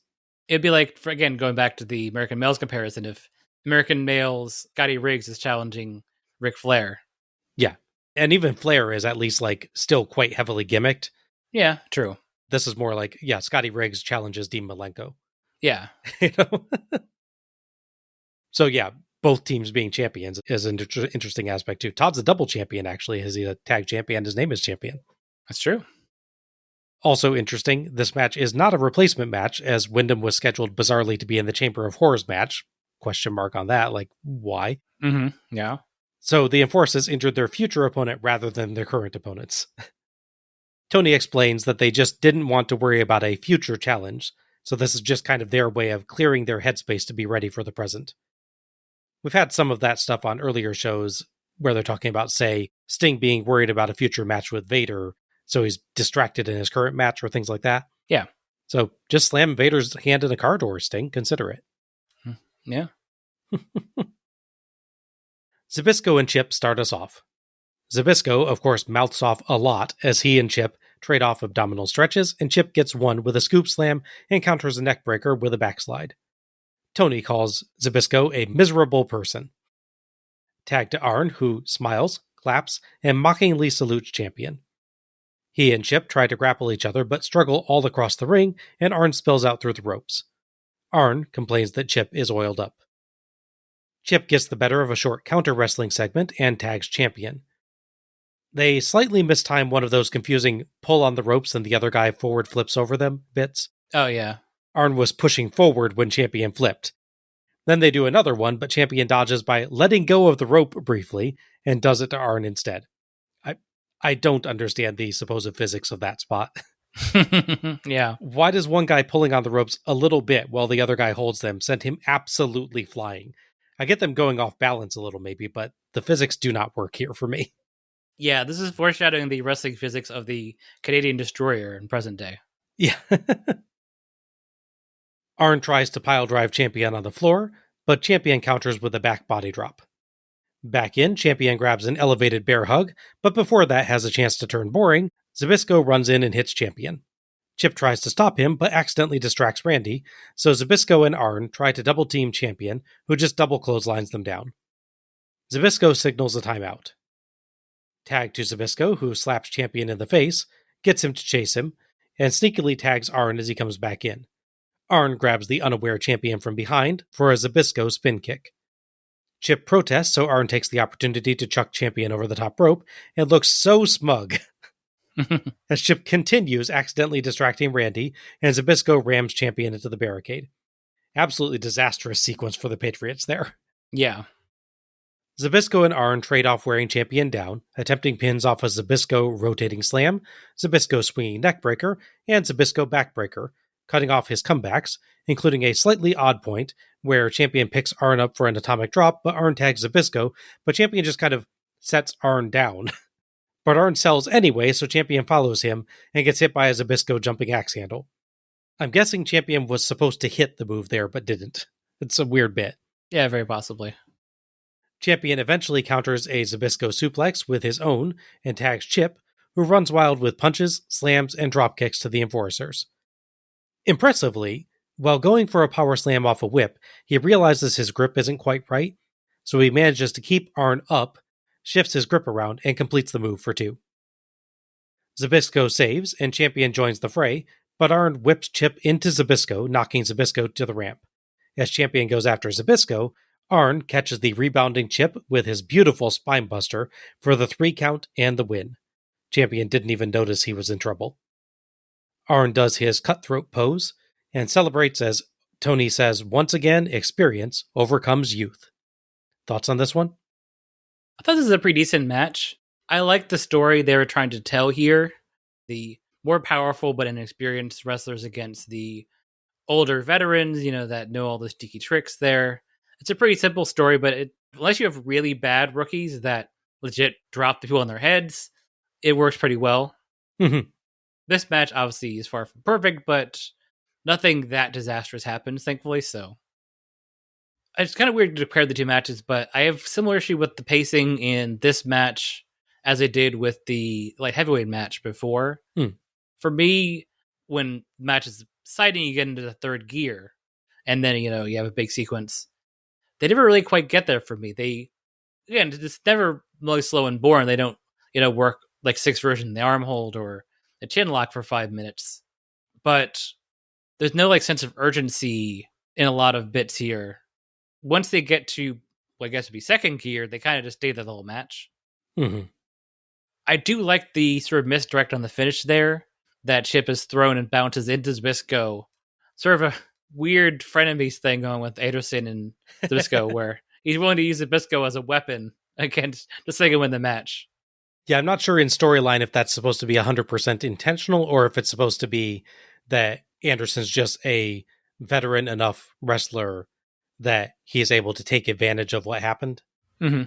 I mean, obviously, in actuality, Zbyszko's exactly where he's supposed to be. But in the match storyline, it feels like Zbyszko ends up there rather than necessarily originally intending to be there. I don't know, yeah. So my read on it was just it's Anderson taking advantage of what happened to occur rather than him intentionally throwing the guy into him. But I mean, either way works, frankly. Yeah. My thing on it is it wouldn't work if he just threw him off the ropes and got the spine buster because he's in full control. Whereas this one, whether he's bumping into his own part champion or Zbyszko or the corner, for instance, anything like that, or even the ref. The idea is he bumps and he's sort of off guard and he's coming back towards him and that takes advantage of it. It's an absolute terrific spot. I loved that use for getting to the spine buster. That was terrific. Yeah, there's another case of where I don't think they bury the Patriots too much, which is good because they are technically the face of a smaller tag division in the company. So Mhm. you should be careful with champion versus champion matches, whether they're Todd or otherwise, because you run the risk of really devaluing another division. I recall there's a period in WWE where they would have cruiserweight champions would be challenging larger champions for belts and not look great a lot of the time. And you're like, oh, that's how you feel about us. This is definitely not a case of that. I do like that they kind of like for me was Sting, they give him a little bit out, at least with that finish part of it. Mm-hmm. This to me feels more like both sides of the match getting respected. Mm-hmm. This is an ordinary tag match in outline. There's nothing worse that happens to the Patriots in this than happens to Ricky Morton on a regular basis. So, oh, absolutely, yeah. Yeah, I thought this was a very fun little tag match, in large part thanks to Arn and Larry just having so much wonderful heelish character. Larry is a terrific, whiny little brat, and Arn is just so beautifully smug and confident. The storyline of youth and power versus experience and strategy/cheating works really well here, and the Enforcers have so many sneaky little tricks that are all perfectly timed, particularly those stealthy tags. They're a great team. Not to sell the Patriots short, they did their part for sure, and though their moves and styles are fairly generic, they executed their moves well for the most part, and showed some quite impressive feats of strength, particularly Chip's grip correction mid-power slam. If there is a flaw here, I would say that the Enforcers do feel perhaps a little too strong, given the Patriots are the US Tag Champs. This isn't a squash, but the Enforcers don't feel particularly in trouble at any point, so it could have been made a little bit closer, I guess. Yeah, this one for me comes off as Champion and Chip are just naturally really gifted athletes, big and strong, or maybe not as big and strong, but they're still very strong in terms of Chip. But they don't have the experience and they have the sort of guile and wiliness of the Enforcers. Yeah, I feel like you can sell it quite nicely as this didn't go well for the Patriots, but it really was like the worst possible matchup for them. Mm-hmm. The Enforcers are just so strategic and tactical and clever that you could not just overwhelm them. Yeah. Where if you put them up against, a team that was more based around speed or power or something like that, put them up against, say, Doom last year, which by no means a worse tag team than the Enforcers or anything, but no, in terms of storyline, put them up against Doom and they might have more of a chance. Put them up against the Enforcers and there's just too much going on for them to keep up with. Yeah. One really nice point I have to compliment this match on, though, Chip very much learns his lesson about distracting the ref by mistake. He does it a few times and then he stops, which the commentators actually point out. Oh, yeah. There's a point late match where one of Arn or Zbyszko is taunting him, and he does not get drawn over. He does better than Butch Reed at that then. That match last year. Mm-hmm. Yeah. So overall, I thought maybe a slightly too one-sided, but a very fun watch nonetheless. I can see this being a very good inspiration for some Patriot character development if you showed them really learning from this defeat. As set up earlier, the Young Pistols, in that promo that, as it doesn't matter in this show, does matter later. They would fully turn heel based on that promo and their actions, and defeat the Patriots for the US Tag Team Championships. So this is one of those ones we're still in the pre-taping era, so bear that in mind. So they would tape the match, according to all the sources they could find, the match was taped on November 5th, but wouldn't air till December 5th. It's kind of a big gap there, not like a week or two out. I'm not sure why a match airs a month after it was taped, but I guess it does. Speaking of the other champion this match, just 2 weeks after the title loss was taped, again, the date is important there, the Enforcers would drop the tag titles to the duo of Dustin Rhodes and Ricky Steamboat, returning and replacing Barry Windham, who was injured this night. Ooh. It's the case of your plan very much backfiring. Yeah, I was going to say, Barry Windham's good, but that's a bad trade for the Enforcers. Yeah, exactly. You got rid of Barry Windham and you got Ricky Steamboat. Oh, yeah. That's almost bad enough to make Arn Anderson swear off slamming people's hands indoors for at least a month. Yes. And fittingly, the tag championship run of Arn Anderson and Larry Zbyszko would begin at Clash 16 and end at Clash 17. Huh, okay. Nice little framing there. Yeah. JR, as they come back from the replay, is adjusting his headset, and he and Tony have a chuckle, JR noting it's live television. I would love to know what happened there. Did he accidentally knock it off at some point? Yeah. JR says that was a tremendous victory for the Enforcers, who proved why they are the best tag team in the world today. I think that's a fair assessment, but I have to say that that statement just highlights for me how many really good tag teams have gone away since the last show. Mm-hmm.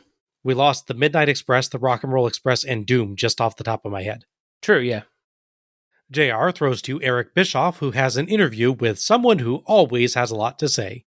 Tony says Eric didn't find the Phantom, but he found someone else. Cut to Count Bishula on the entrance ramp, who introduces Paul E. Dangerously, accompanied by Medusa. Well, thanks, Jim and Tony. And what a great night of WCW action. We've still got our 2 out of 3 fall match for the heavyweight champion of the world to come.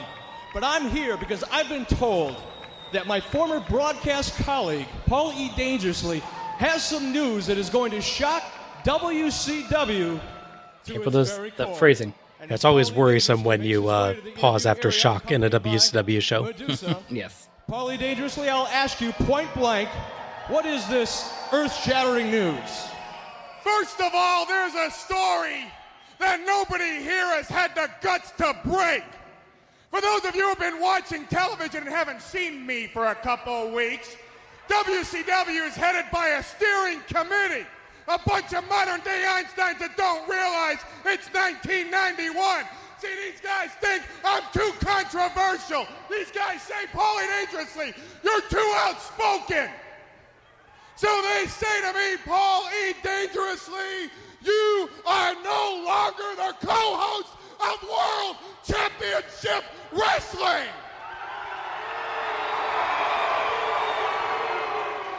Now, this means war. This means war on the championship committee. This means war on World Championship Wrestling. Because in case you forgot, I happen to have a manager's license.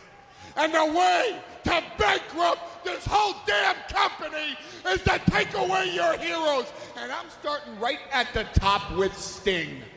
Because what would WCW do without Sting? So I went out and got the First Lady of World Championship Wrestling, Medusa. And I said, Medusa, find me the man that can eliminate Sting for good. Find me this man, and this man is here in this building tonight. And Jim Ross couldn't pull his mask off. And Tony Schiavone couldn't pull his mask off. Maybe you could have, but he's been in the back watching the World Series game. Ladies and gentlemen, the man Medusa brought to me is here tonight. His name is the WCW Halloween Phantom.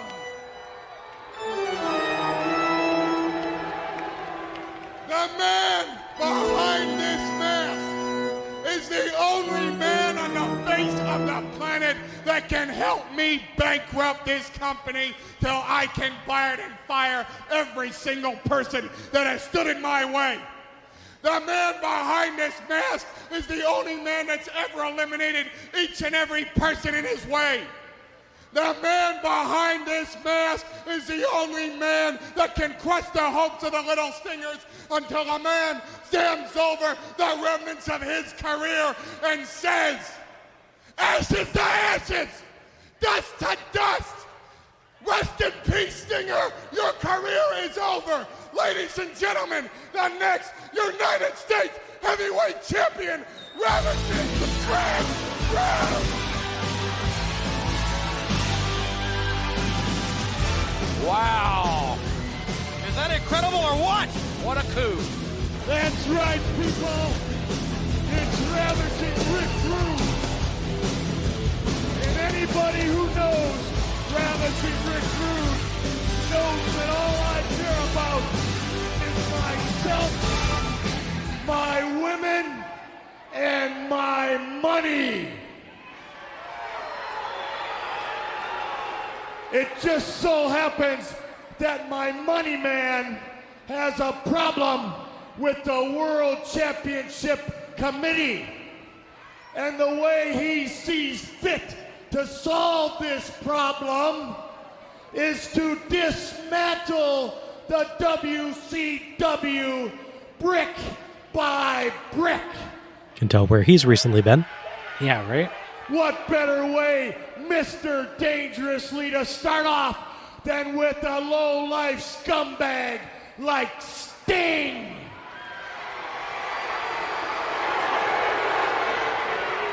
You know, Mr. Dangerously, a couple questions come to my mind, being that I've never had the opportunity to stand face-to-face with the Stinger.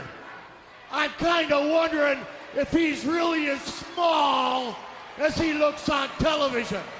I'm kind of wondering if he is the low-life, garbage-collected scumbag that he portrays on TV. Well, Sting, your days are numbered. I'm going to tear apart the WCW, and I'm going to take your United States title. For Paul's portion of this promo, he very much channels his later ECW self, talking about being controversial and outspoken and kicked off TV and such. Exactly the same brash and aggressive persona he'll later adopt as a promoter of his own company. I genuinely love the story concept here. His ticked off at the company is going to get revenge by hurting the people the company depends on. Yeah. I love it because, while it does play with kayfabe a little, it's also true in the fictional reality. Even if you take this as a real athletic competition, certain athletes can be popular and good for the company's ticket sales and such. Yeah. As we see even in real sports. Mm-hmm. He does have a bit of an awkward wording at one point. As he says, he wants to eliminate Sting, so he went out and found Medusa, which makes it sound like he wanted Medusa to face Sting, until he adds, he told her to find him a man to challenge Sting. Mm-hmm. I think it came off as far more sexist than it was intended to, just because of the progression there. Yeah, maybe. I could throw you that. One last thing. His poem was almost brilliant, but he should have said, ashes to ashes, dust to dust. Rest in peace, Stinger. Your career's a bust. Oh, yeah, there you go. Better rhyming. Better wrapping the P in news. That is true, yes. As we said earlier, that low bar stepping over. Yeah, exactly, yeah. Rude's part of the promo sadly gets drowned out by his own music in part, but he does get across his points quite well in the end, and it comes off as quite a significant challenge to the Stinger, and an immediately hateable character as well. Meanwhile, Paul E. Dangerously was massaging his massive old cell phone in a manner that could only be described as seductive. Mm-hmm. Yes. Not a sentence I thought I would be saying. Well, look, those batteries are not great. You got to really make a static charge for them to stay like that. You got to just rub that thing down. That's how he's powering it. I gotcha. Exactly, yeah. And of course, Rude repeatedly says the WCW, as he was recently in the WWF, and everybody makes that mistake. It's a dead giveaway for where you've been. Yeah, it's true, yes. Aside from that, really good promo segment. I was thinking about his thing where he said he never got to face Sting. And I remember the timeline. I think that is true. Yeah, I think he leaves just before Sting comes in for the first time, yeah. Yes. The last time you see him in the original timeline of this show is Starrcade. I think it's Starrcade 86, I believe. I believe that's the one that he has the strap match with Wahoo McDaniel at, is it? Yeah. We very much, by the way, did not take out of the game. So maybe after he left the WCW, he started taking everybody out, because yeah, he didn't take Wahoo out, that's for sure. Unless it was in the theme song competition at the time, because, man, that film noir theme, ooh, yeah. Yeah. It's a shame they weren't licensing music like they were in later years. Just put that on a CD, or I guess at the time it'd be a cassette tape, but it'd be a CD later. Yeah. But yeah, so I guess he basically leaves WCW right before Sting comes in, because Sting comes in with the UWF that's bought out in 87. Mm-hmm. Yeah, I was thinking, like, does that make sense? But yeah, he really do cross paths like that. Yep. Interesting. Think about that. Yeah, considering both guys are so prominent when they're in WCW, it is kind of shocking that they just have that near miss before. Exactly, yeah. So I really liked Paul's promo here. Like he said, it's very much future Paul Heyman promo. He has some really good ones where he's cutting down the WWF, when he's part of the invasion, or when he's, kind of on the network that's putting on TV, because that definitely wouldn't backfire. ECW. Paul Heyman, good speaker, not necessarily the best at decision making. Yes. I always remember my first time seeing him was Beyond the Mat in that movie, where they show the sort of prep for ECW's first big pay-per-view, and he gives a sort of rah-rah speech to the wrestlers going to be on the show. Is that the "you've made it to the dance" speech? Yes, that's the one. Yeah, that's good. I liked his promo so much, he almost could get really in consideration for MVP in the show. Mm-hmm. If he just appeared a little more in the show, like if he had done something else, it really would have sealed it. Yeah, it's a really, really good establishment of heel faction promo. Yeah. You immediately know what this faction is about, know what they're trying to accomplish, and strongly dislike them because they're coming after the absolutely beloved Sting. Mm-hmm. It's a magnificent promo, honestly. Absolutely, yeah.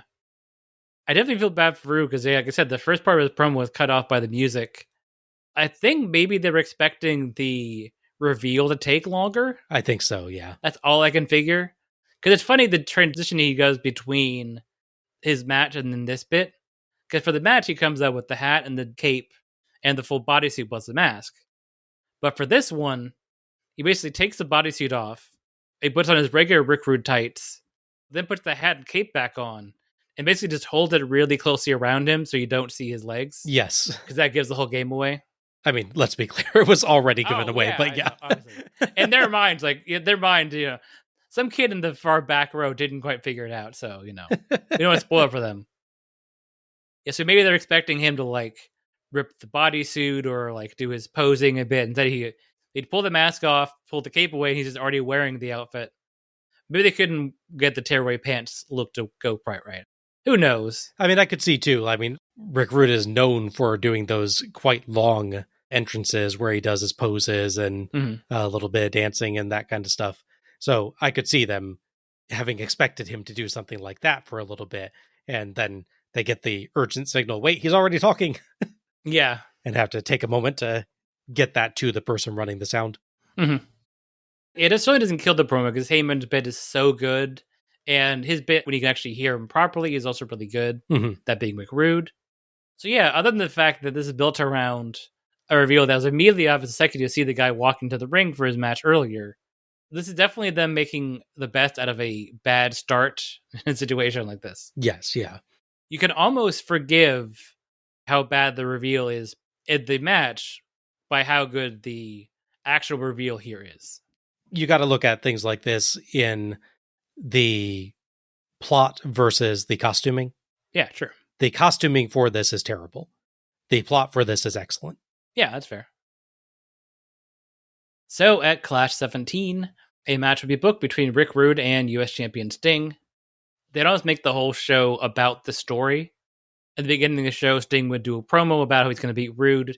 He'd then be sneak attacked and his leg would be damaged. His knee would be messed up. Which is kind of a good storyline thing because obviously he was going to fight Flair about 2 years back at this point and he injured his knee. So it makes it a natural place you attack. Mm-hmm. Throughout the show, they worked a bit where Bobby Eaton, who had not turned heel yet officially, is telling Sting, oh, you go to hospital, you got plenty of time. Don't worry, you'll be back for your match. It'll be good. They're typically not telling him that apparently the WWE commissioners decided that if he doesn't show up for his match, he'll be stripped the title and Rude would just get it. Ah. Once he figures it out, he doesn't do the full Steve Austin drive him back to the arena thing, but as close as you would do in the pre-Attitude Era. He comes out to the ring, of course. His leg is still injured. And even though he finally fights Rude, he can't beat him because he's just at disadvantage. And then the new faction, now including Eaton and Medusa, celebrate the victory. So, fair play. I mean, they go from, again, a really bad setup for who's this phantom that's clearly Rick Rude to a great promo and segment revealing it's Rick Rude to immediate success for Rick Rude. He doesn't fight Sting and lose via countout or win via disqualification or something. They set a goal, they immediately get it. Yeah. So fair play. Yeah, and just quick question on that point. Do you think the reveal is... Let's assume that the costuming works better. Mm-hmm. Assuming that the costuming goes off right, do you think that the whole phantom aspect of this is worthwhile? Or would it be just as strong if they just had Paul Heyman come out and announce Rick Rude? Yeah. Do you need him to come out in a mask for a match? Yeah, I don't think you really do you?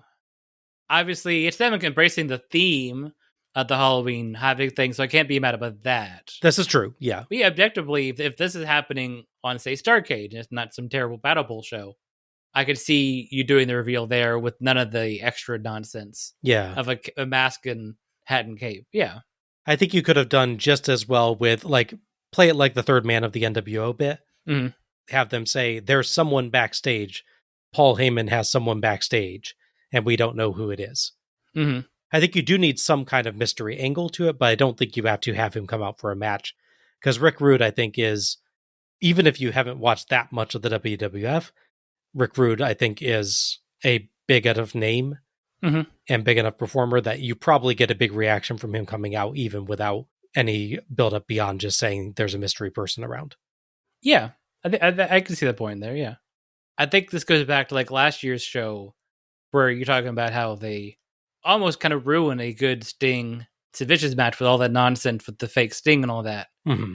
So they're doing this extra stuff they don't need to do, and it does risk the actual important stuff not looking as good. Yeah, it doesn't end up ruining it here, but no, there's ways that it could have. It was riskier than they needed to go with it. I think they really could have just gone with like a little bit of talk and then this reveal. Yeah, I could even see them if they had put that opening ridiculous nonsense match in a different place. Sting and his team win, they celebrate, and Sting is suddenly attacked from behind by a mysterious person who doesn't have to really worry with the match, just sort of do it quickly and then reveal Rick Rude and then do the promo where they beat up Sting and like throw him off the ramp or something, and then the promo while he's being helped away or something. That could work as well. Yeah, I could see that. Yeah, so I get the idea in the sense that aside from just the thematics of Halloween, they really did push this whole who is a Halloween Phantom thing on television, and they really thought that's going to be a big buy rate. You could have just said, we're going to introduce a mystery challenger for Sting on this show without him being some sort of burn victim of his opera. Yes. We cut back to the commentators, and JR says that Paul was suspended for being too controversial, but now he's back, and it's like he picked an All-American in the draft. Ironic, considering that All-American Ron Simmons will be out next. Yeah, true. Turning to the upcoming match between Luger and Simmons, JR throws to a video package building up Ron Simmons. I thought what a better place for me to come and prepare myself than right here where it all began for me, right here on the campus of FSU. You know, where I came down here, I was consensus All-American, but I come down here with the desire and determination that I wanted to be the best I could, and I was. So I wanted to come here and capture some of that. And here I am. And I'm going to give it everything that I've got to be the world's heavyweight champion.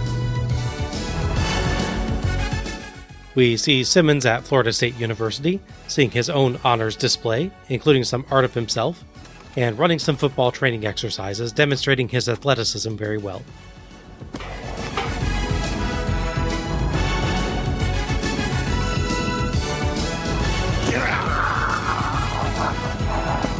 He meets with Coach Bobby Bowden, who tells him, if I know you, you know exactly what it's going to take to win this contest. If I know you, you've done everything you possibly could do to prepare for it.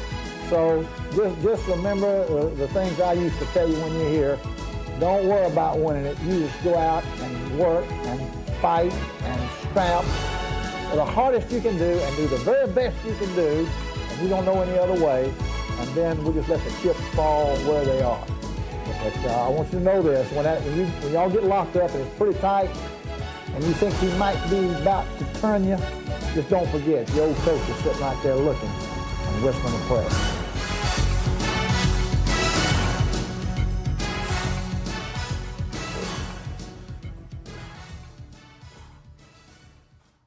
Slightly oddly worded advice from Bowden, though I get the idea. Mm-hmm.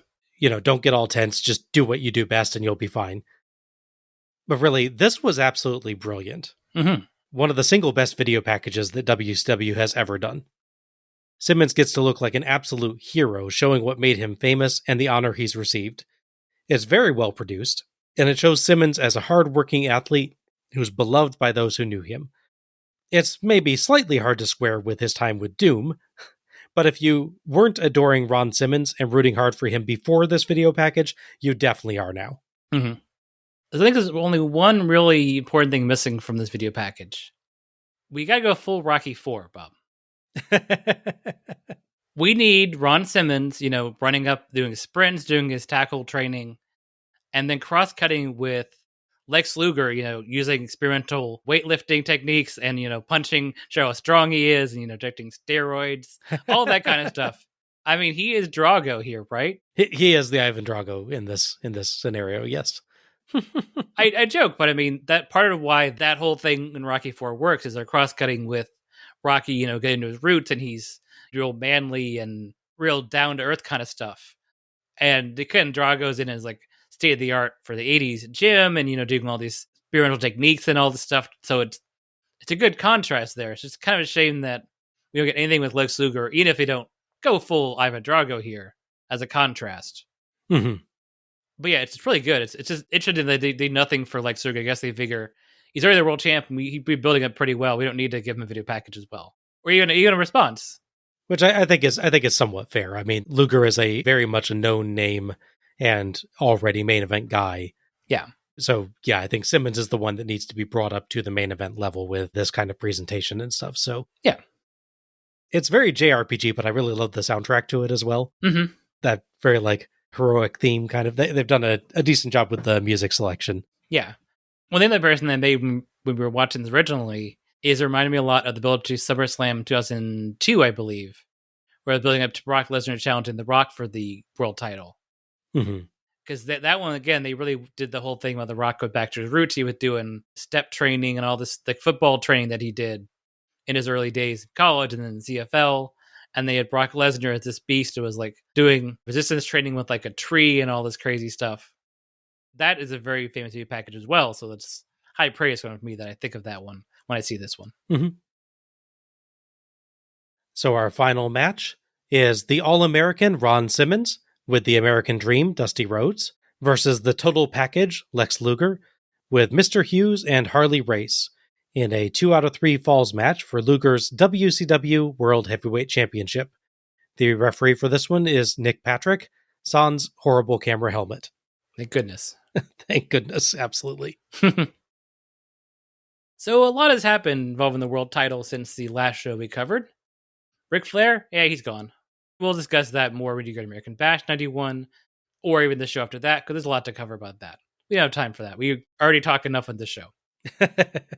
All you gotta know is that Lex Luger turned heel during that match, is now world champion, and you know he's a heel because he has a manager and a bodyguard. Even in the late 80s, if you're a Hogan, you can have a manager, Jimmy Hart, but you can't have a bodyguard because that implies you're weak. Fair enough, yeah. That's just wrestling rules there. At this point, they're really building up Ron Simmons. He's got a name value as a natural athlete in his football career. He turned face, not completely by default. It wasn't the I betrayed you, so now you're a face thing. He did act more as a good guy before he's betrayed, and he's obviously been a good guy since Doom broke up and him and Butch Reed had a blow-off angle. The key thing here is that Dusty Rhodes is behind him, both literally and figuratively in this case. Dusty is really the guy pushing for Ron Simmons to be pushed to the world title here. So in storyline, he's also supporting this. He's agreed to manage him as a one-time thing, which I'll explain later. As far as the 2 out of 3 falls thing, it seems like the idea is that it's going back to the early days and the roots of world championships where every world title match was 2 out of 3 falls. Mm-hmm. You know, your Frank Gotches, your Hackenschmidts, you'd have these 60-minute matches, 2 out of 3 falls, and it would be all hard fought because the world title's so important you can't be decided by a single fall. That could be, a fluke count out or a lucky shot. Right. I love the concept of doing world title matches as 2 out of 3 falls. Like you said, it makes the title changes feel earned. Mm-hmm. And I think it opens up more story possibilities as well. Yeah, absolutely.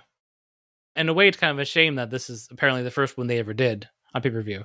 I don't recall us seeing any in the Starrcade run, so that feels right, yeah. Now, they do qualify. I believe they've done versions of 2 out of 3 falls matches for various titles on Clash of Champions and TV specials. Yeah, I think they do specifically say on pay-per-view. Correct, they do, yeah. Simmons is out first, accompanied by Dusty Rhodes in tie-dye. Luger is out next, and some people actually quickly run out with big gold sparkly letters spelling Luger. That was impressively fast for WCW. Mm-hmm. He appears to briefly lose his balance on the ramp. Luger is accompanied by Harley Race and Mr. Hughes, but Patrick soon sends Hughes to the back. We get to hear Patrick giving instructions to Simmons and Luger and going through the pre-match rituals. We hear that better than on many shows where they make a really big deal out of it. Just think, if we could see him looking down at the ropes while he was doing that, it'd be better. Simmons stares straight at Luger for the duration, not even looking at the title belt, and Luger stands absolutely still as Patrick gets Rhodes and Race to their places. As we start, JR mentions what I believe I mentioned on a prior show, that Luger and Simmons were actually teammates in the USFL's Tampa Bay Bandits team. Yes. Woohoo, Tampa Bay. Oh, yeah. Neither can move the other to start, and they're roughly even on early exchanges. JR rattles off more factoids about Simmons being at FSU and Luger at University of Miami, and says there was no bigger rivalry in college football. I always think more of FSU versus the University of Florida myself. JR also notes that Simmons' second, Dusty, beat Luger's second, Race, twice for the world title. Luger dodges a dropkick and beats Simmons up, selling his own strikes and taunting Simmons, but Simmons fires back with a facebuster, clothesline, power slam, and his wonderful spinebuster for the 3 count and the first fall. Holy crap, does that build Simmons up as a serious contender. Mm-hmm. I love this match type. You can do so much with it. Absolutely, yeah. In the break between falls, Rhodes runs in and celebrates, but tells Simmons, that's just one fall, don't get focused on it. Simmons tells Rhodes that he thinks Luger's got a hidden weapon, but Rhodes tells him he doesn't think so, but if there is, they'll find it. Rhodes says Simmons has to stay on offense. Meanwhile, Luger tells Race he needs more time and his back is messed up, further excellently selling Simmons as a massive threat. Absolutely, yes. I'm loving the very sports movie atmosphere of this match. Mm-hmm. To your point on like Rocky and stuff. Yeah. The entire presentation of this match is very Rocky. Absolutely, yeah. As the second fall starts, Luger is still slumped in his corner trying to recover from the spinebuster until Patrick starts counting. Luger gets to wrestling but sells his back constantly. He can't get anything going early on, with Simmons countering both big moves and dirty tricks, and earning 2 counts with the double-handed bulldog, inside cradle counter to a Luger slam, and sunset flip, while Tony and JR make baseball references I don't understand. Luger finally manages to sidestep a Simmons charge and throw him through the ropes to the outside, and alternates landing blows, eye rakes and such, and selling his aching back. Luger attempts pins off an elbow drop, power slam, and clothesline and suplex, and JR and Tony point out that Luger's back injury is affecting the power of his moves and his pins. Luger grabs a chin lock and puts his feet on the ropes, and when Patrick checks, Race cleverly covers for Luger by drumming on the ropes so it looks like that's why they were moving. Mm-hmm. Just like, I'm just so into the match. Yes. Then by leaning on them on another check. Simmons fades and Patrick checks the arm for 1, 2, and the camera cuts to Dusty, so we miss Simmons keeping his arm up on the third. Yeah. Even on a good presentation match, they're still WCW. True. Simmons gets 2 counts with a roll-up and backslide, but Race grabs his foot as he bounces off the ropes. Simmons yells at him, and Dusty bionic elbows Race, but soon, Luger rakes Simmons' eyes, and he stumbles back to the ropes near a recovering Race, who grabs his waistband, exposing more of his backside than I wanted to see, as Luger crossbodies him. Luger spills out, and Simmons is effectively held in place by Race and moves his arms up in reaction, so it looks like Simmons intentionally threw Luger over the top rope, drawing a disqualification to give Luger the second fall. It does get Luger a point, but that probably didn't do wonders for his back. Yeah, that's fair. JR notes we now effectively have a standard 1-fall match. During the break, Dusty tells Simmons to forget that call and go on, though he and Simmons do have words with Patrick about the call and about Luger raking Simmons' eyes. Patrick promises to do his best watching. Good old trustworthy Nick Patrick. Yep, absolutely. Dusty delights in football references to encourage Simmons. Meanwhile, Luger is walking around like someone stabbed him in the spine with a big metal spike. Oh my goodness, Luger's selling in this is terrific. He is, yeah, absolutely. He's also bleeding from near his right eye. I'm guessing maybe he kind of whacked something as he fell out of the ring. Yeah, must have. Luger hides in the corner until Patrick comes to encourage him out, and Luger sneaks in a cheap shot around Patrick to Simmons' face. Luger lands blows, but Simmons just gets mad and beats the crap out of him. Simmons blocks an inverted atomic drop and clotheslines Luger for a very close 2, as Dusty even climbs to the apron in preparation to celebrate. The crowd very much thought that would be it. Mm-hmm. Simmons earns another 2 off of it, then gets 2 with a superplex, but you can actually see Luger on camera calling for Simmons to cover him. I'm guessing that Simmons was selling the move, but Luger wanted to keep moving and didn't know that the camera was that close. I guess so, yeah. Cover me! Simmons power slams Luger and hits a diving shoulder block, but Luger rolls out. Simmons runs him into the barricade, but Luger, propped against the ring post, pokes Simmons in the eyes, then dodges a charge, and Simmons hits the ring post shoulder first. Back in the ring, Luger hits the attitude adjustment pile driver for the 3 count, the 3rd fall, and the win. Many fans are visibly upset by Simmons' loss as Luger hobbles his way up the entrance ramp with his belt and with Harley Race.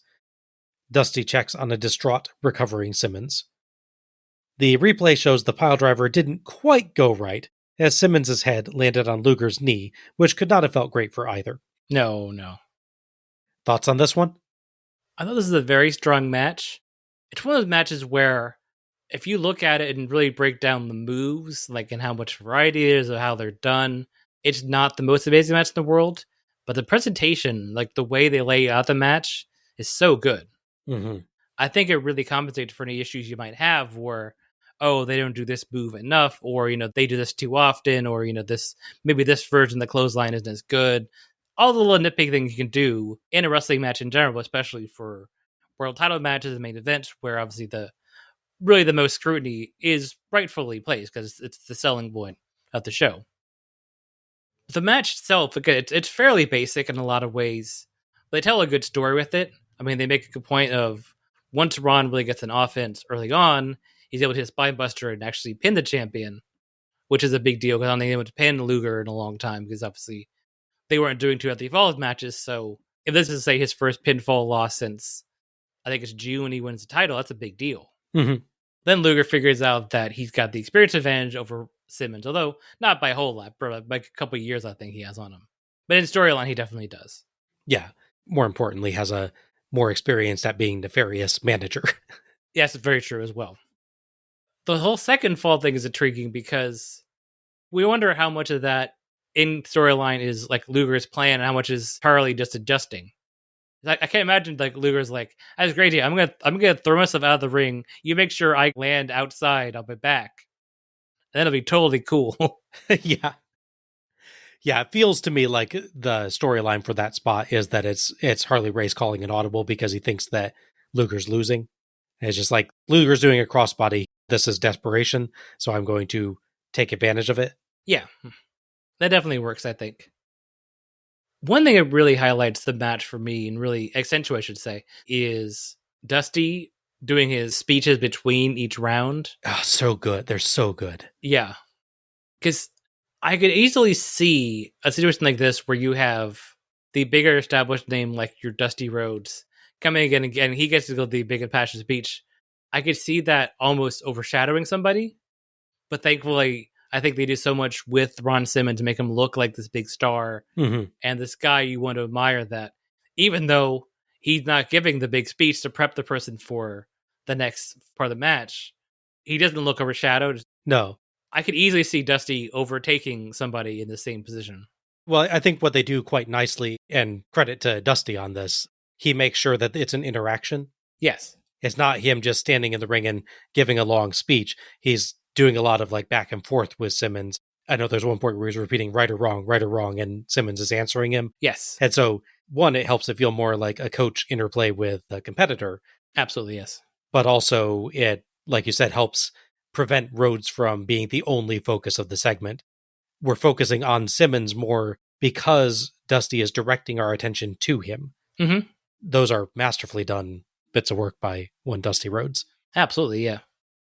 I think my only real critique with the way they play out the finish is obviously Simmons has to lose because you're building up to Sting fighting Luger and win the title. I think even at this point they're aware of that. Mm-hmm. But I don't know if you want to have him take Luger's finish, even with the covering of, he was temporarily blind and hit the ring post. I could see doing the blinding spot and running to the corner post inside the ring, and Luger pins him and maybe, grabs the ropes or something and does it as well. I could see that. What I would say is, I don't think it would bother me at all if it weren't for the fact that Pillman shrugged off a similar spot earlier in the night. That's fair, yeah. Which I think does hurt this a little bit. But what I liked about it is that it actually very nicely uses the storyline they've been hinting at throughout the entire match. Mm-hmm. In one of the Dusty and Simmons segments, they start getting on Patrick about, why aren't you yelling at him when he's getting at my eyes? Yeah. So I think what they're going for there is not just that Simmons is blinded, but that Simmons is PO'd at being poked again in the eyes. Sure. That this is just not stopping. Yeah. And so he charges really hard at the ring post. I think with the emotion added to that moment, it makes it work more as a pivot for me than it otherwise would have. Oh, I get that. So I didn't have a problem with them having a hit with Luger's finisher then, because number one, I think it made him go down to a finisher level move, which I think helps make him still seem quite tough. Number two, Tony does a good job, though the replay kind of spoils it a little bit, of building up that actually does involve then hitting on that shoulder to some extent. Sure. Yeah. So linking it to the spot that we just saw.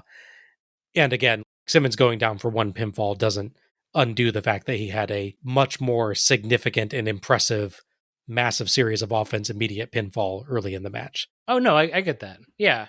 I absolutely don't think the finish ruins Ron at all here. My only concern is when you do that kind of finish, that you risk certain fans getting a feeling of finality there. Because Luger just finished and pins him, even if it is after having to cheat to get a second fall and losing the first time. The last thing they see is Simmons going down, even if you do sort of smoke and mirrors to help cover why he goes down to it. I think that's fair. It didn't read like that to me.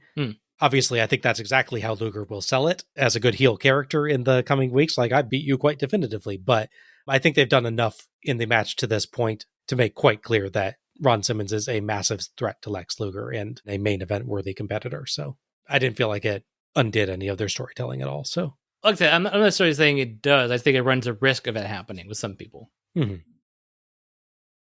I absolutely love the 2 out of 3 falls concept. You can do so much with it.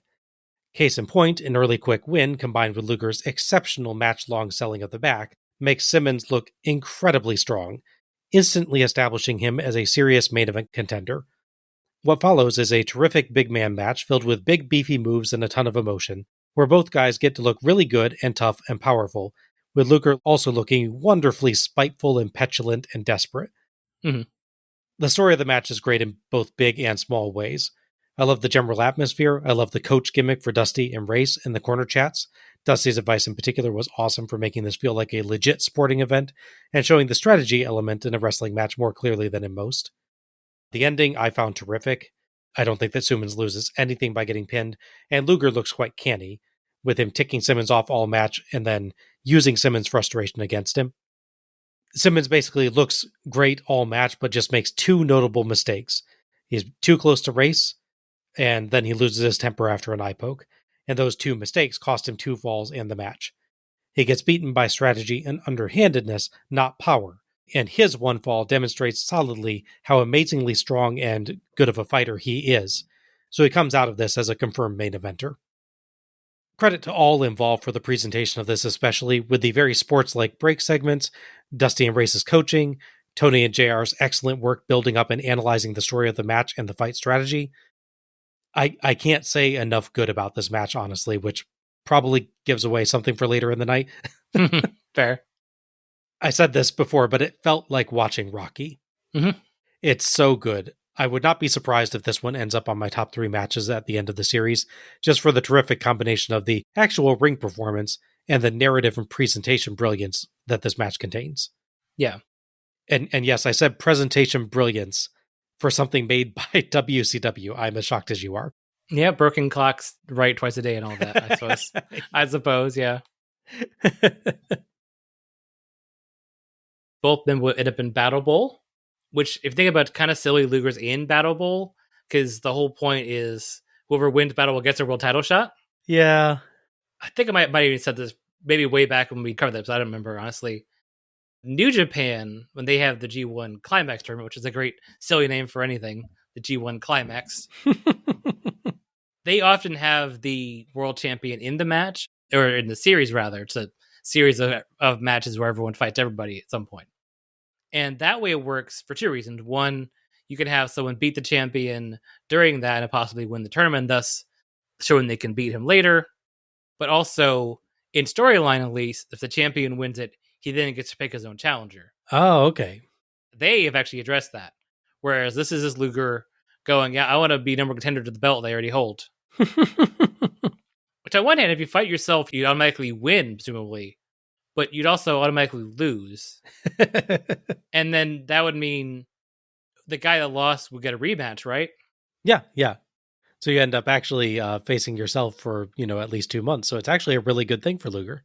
Yeah, poor Simmons is like, I want a title shot. Sorry, Luger's fighting himself tonight. You have no options. I am busy for the next 2 months, just standing in the ring and eventually lying down for myself. Exactly. JR says Simmons trained really hard and came out strong, but he wonders if he spent too much of his emotion in the first fall.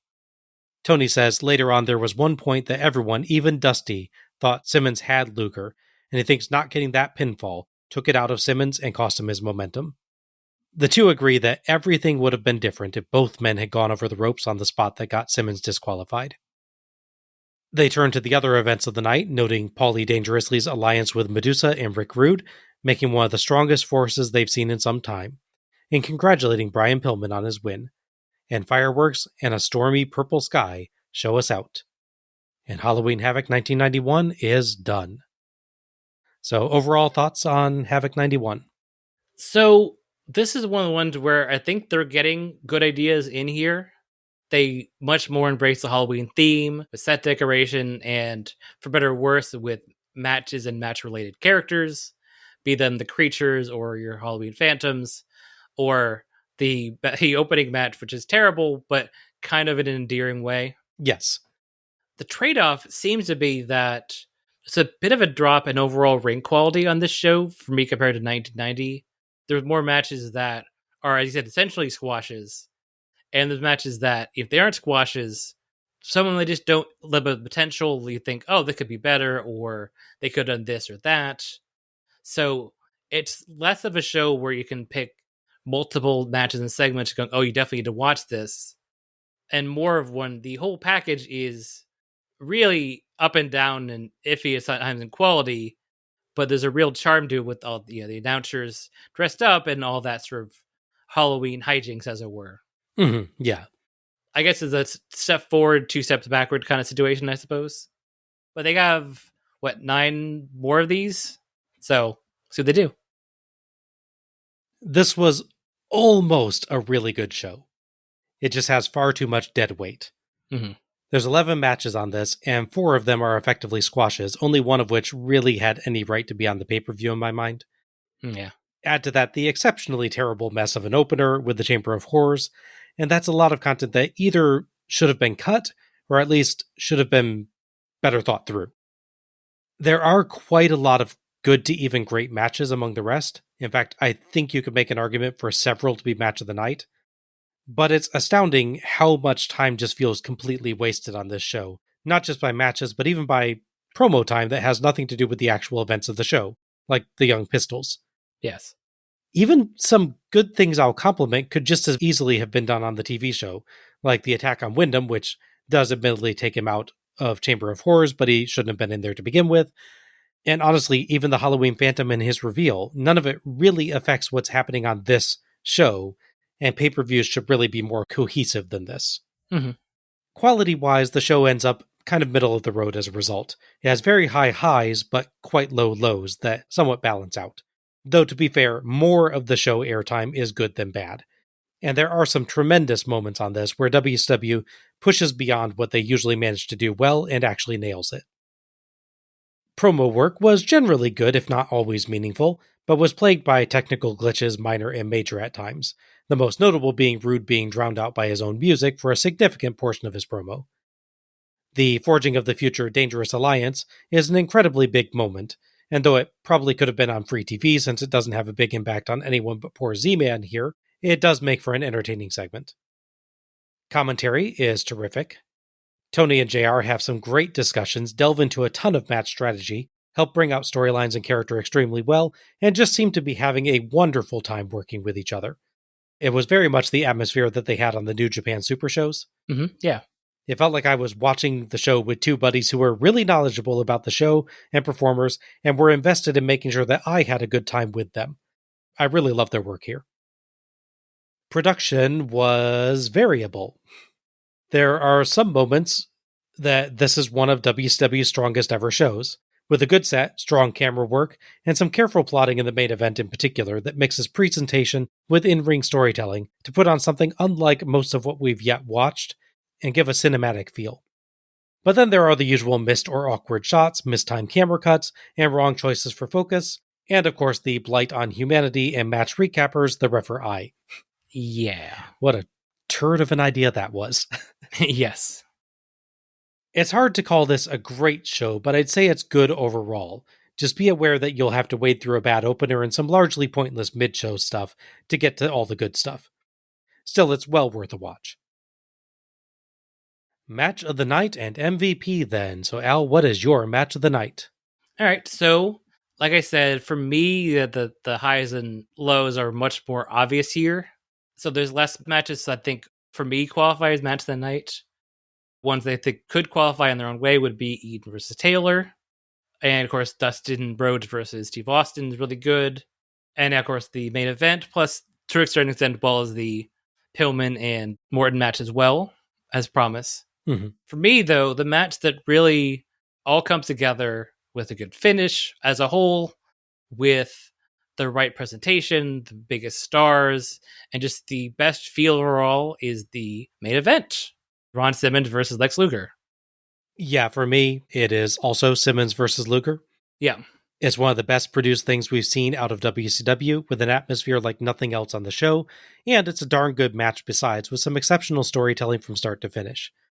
There's several good matches on this show, but this one really, really stood out. Mm-hmm. Plus, it's effectively 3 matches, so there's that. MVP? So it's an interesting one. There's a lot of people that in their own way could be highlighted. I think Steve Austin does a good job in his role as the heel. Richard Morton also, to his part, doesn't commit to the look, as we said. He works really well as a heel here.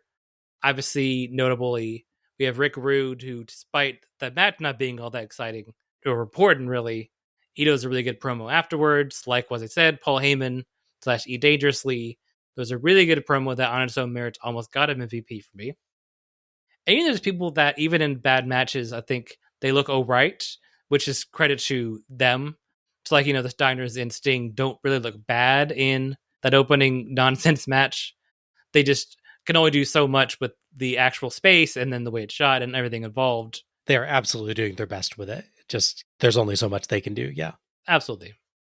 So for me, this is a rare case where I'm going to pick MVP from my match of the night as well, which happens to be the main event. I went back and forth in this one. Luger is really good as a heel. Race is a really good heel manager as well.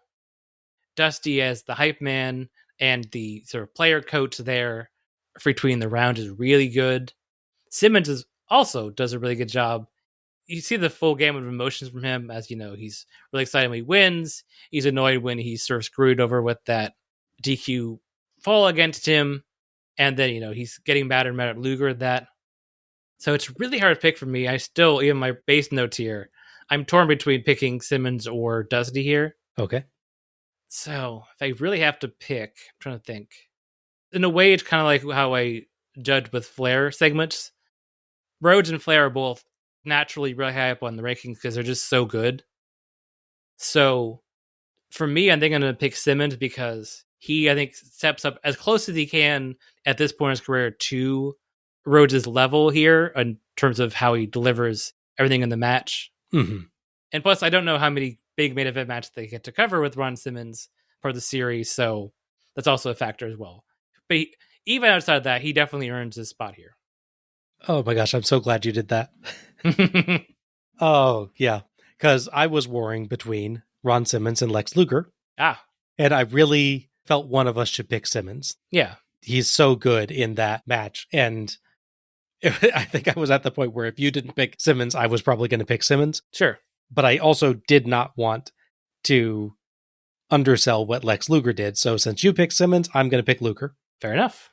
Luger was incredible in that match with Simmons. It's one of his best performances that I have seen him do in WCW. He sold the pain and desperation very, very well. He made Simmons look amazing. Mm-hmm. Basically, from the point he takes the spinebuster, he sells his back continuously for the entire match. Oh, yeah. Never forgets that it's aching, lets it affect everything he does. It's a near Steamboat level selling performance from Lex Luger, which is not something I thought I would ever say. Yeah, I get you. And then he turns vindictive, spiteful, and cruel whenever he gets to take control. He's very much a you hurt me, so I'm going to try and end your career kind of wrestler in this match. Absolutely focused on taking down the person who dared to become a surprisingly real threat. It's excellent, excellent work. And he's a big part of making Ron Simmons look main event worthy in this match. I mean, Ron Simmons is obviously also a very big part of that. Yes. That's why I wanted, I think, both of them to get it, is that both of these guys work together perfectly to make very clear that Ron Simmons is now a main eventer. Yeah. It's one of the best synchronous performances that I think we've seen. It's akin to like Sting's big match against Flair at Clash of the Champions. Oh, yeah, sure. Where it's two guys just working perfectly in sync to get this result. And that wraps up our review of Halloween Havoc 1991. If you've enjoyed listening to us tonight, you can find us on Facebook as Let's Go to the Ring. A link will be available in the episode description. Follow us for episode announcements and other show details, and share your own thoughts about each show as we go through. You can subscribe to our show on Apple Podcasts, YouTube, YouTube Music, Audible, iHeartRadio, Spotify, TuneIn, or Pandora. And please, if you've enjoyed this show, give us a rating or review, and share the show through your favorite social media platforms to help others discover us.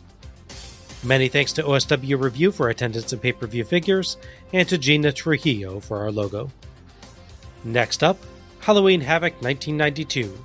Spin the wheel, make the deal. You know what that means, Al. A WCW mini-movie. Ooh! Sting, Jake the Snake Roberts, Cheatham, a CD bar, laser eyes. I am so looking forward to that. Ooh, now I am too. This is Bob Moore for Alec Pridgeon, signing off. Good night, everybody. Happy wrestling.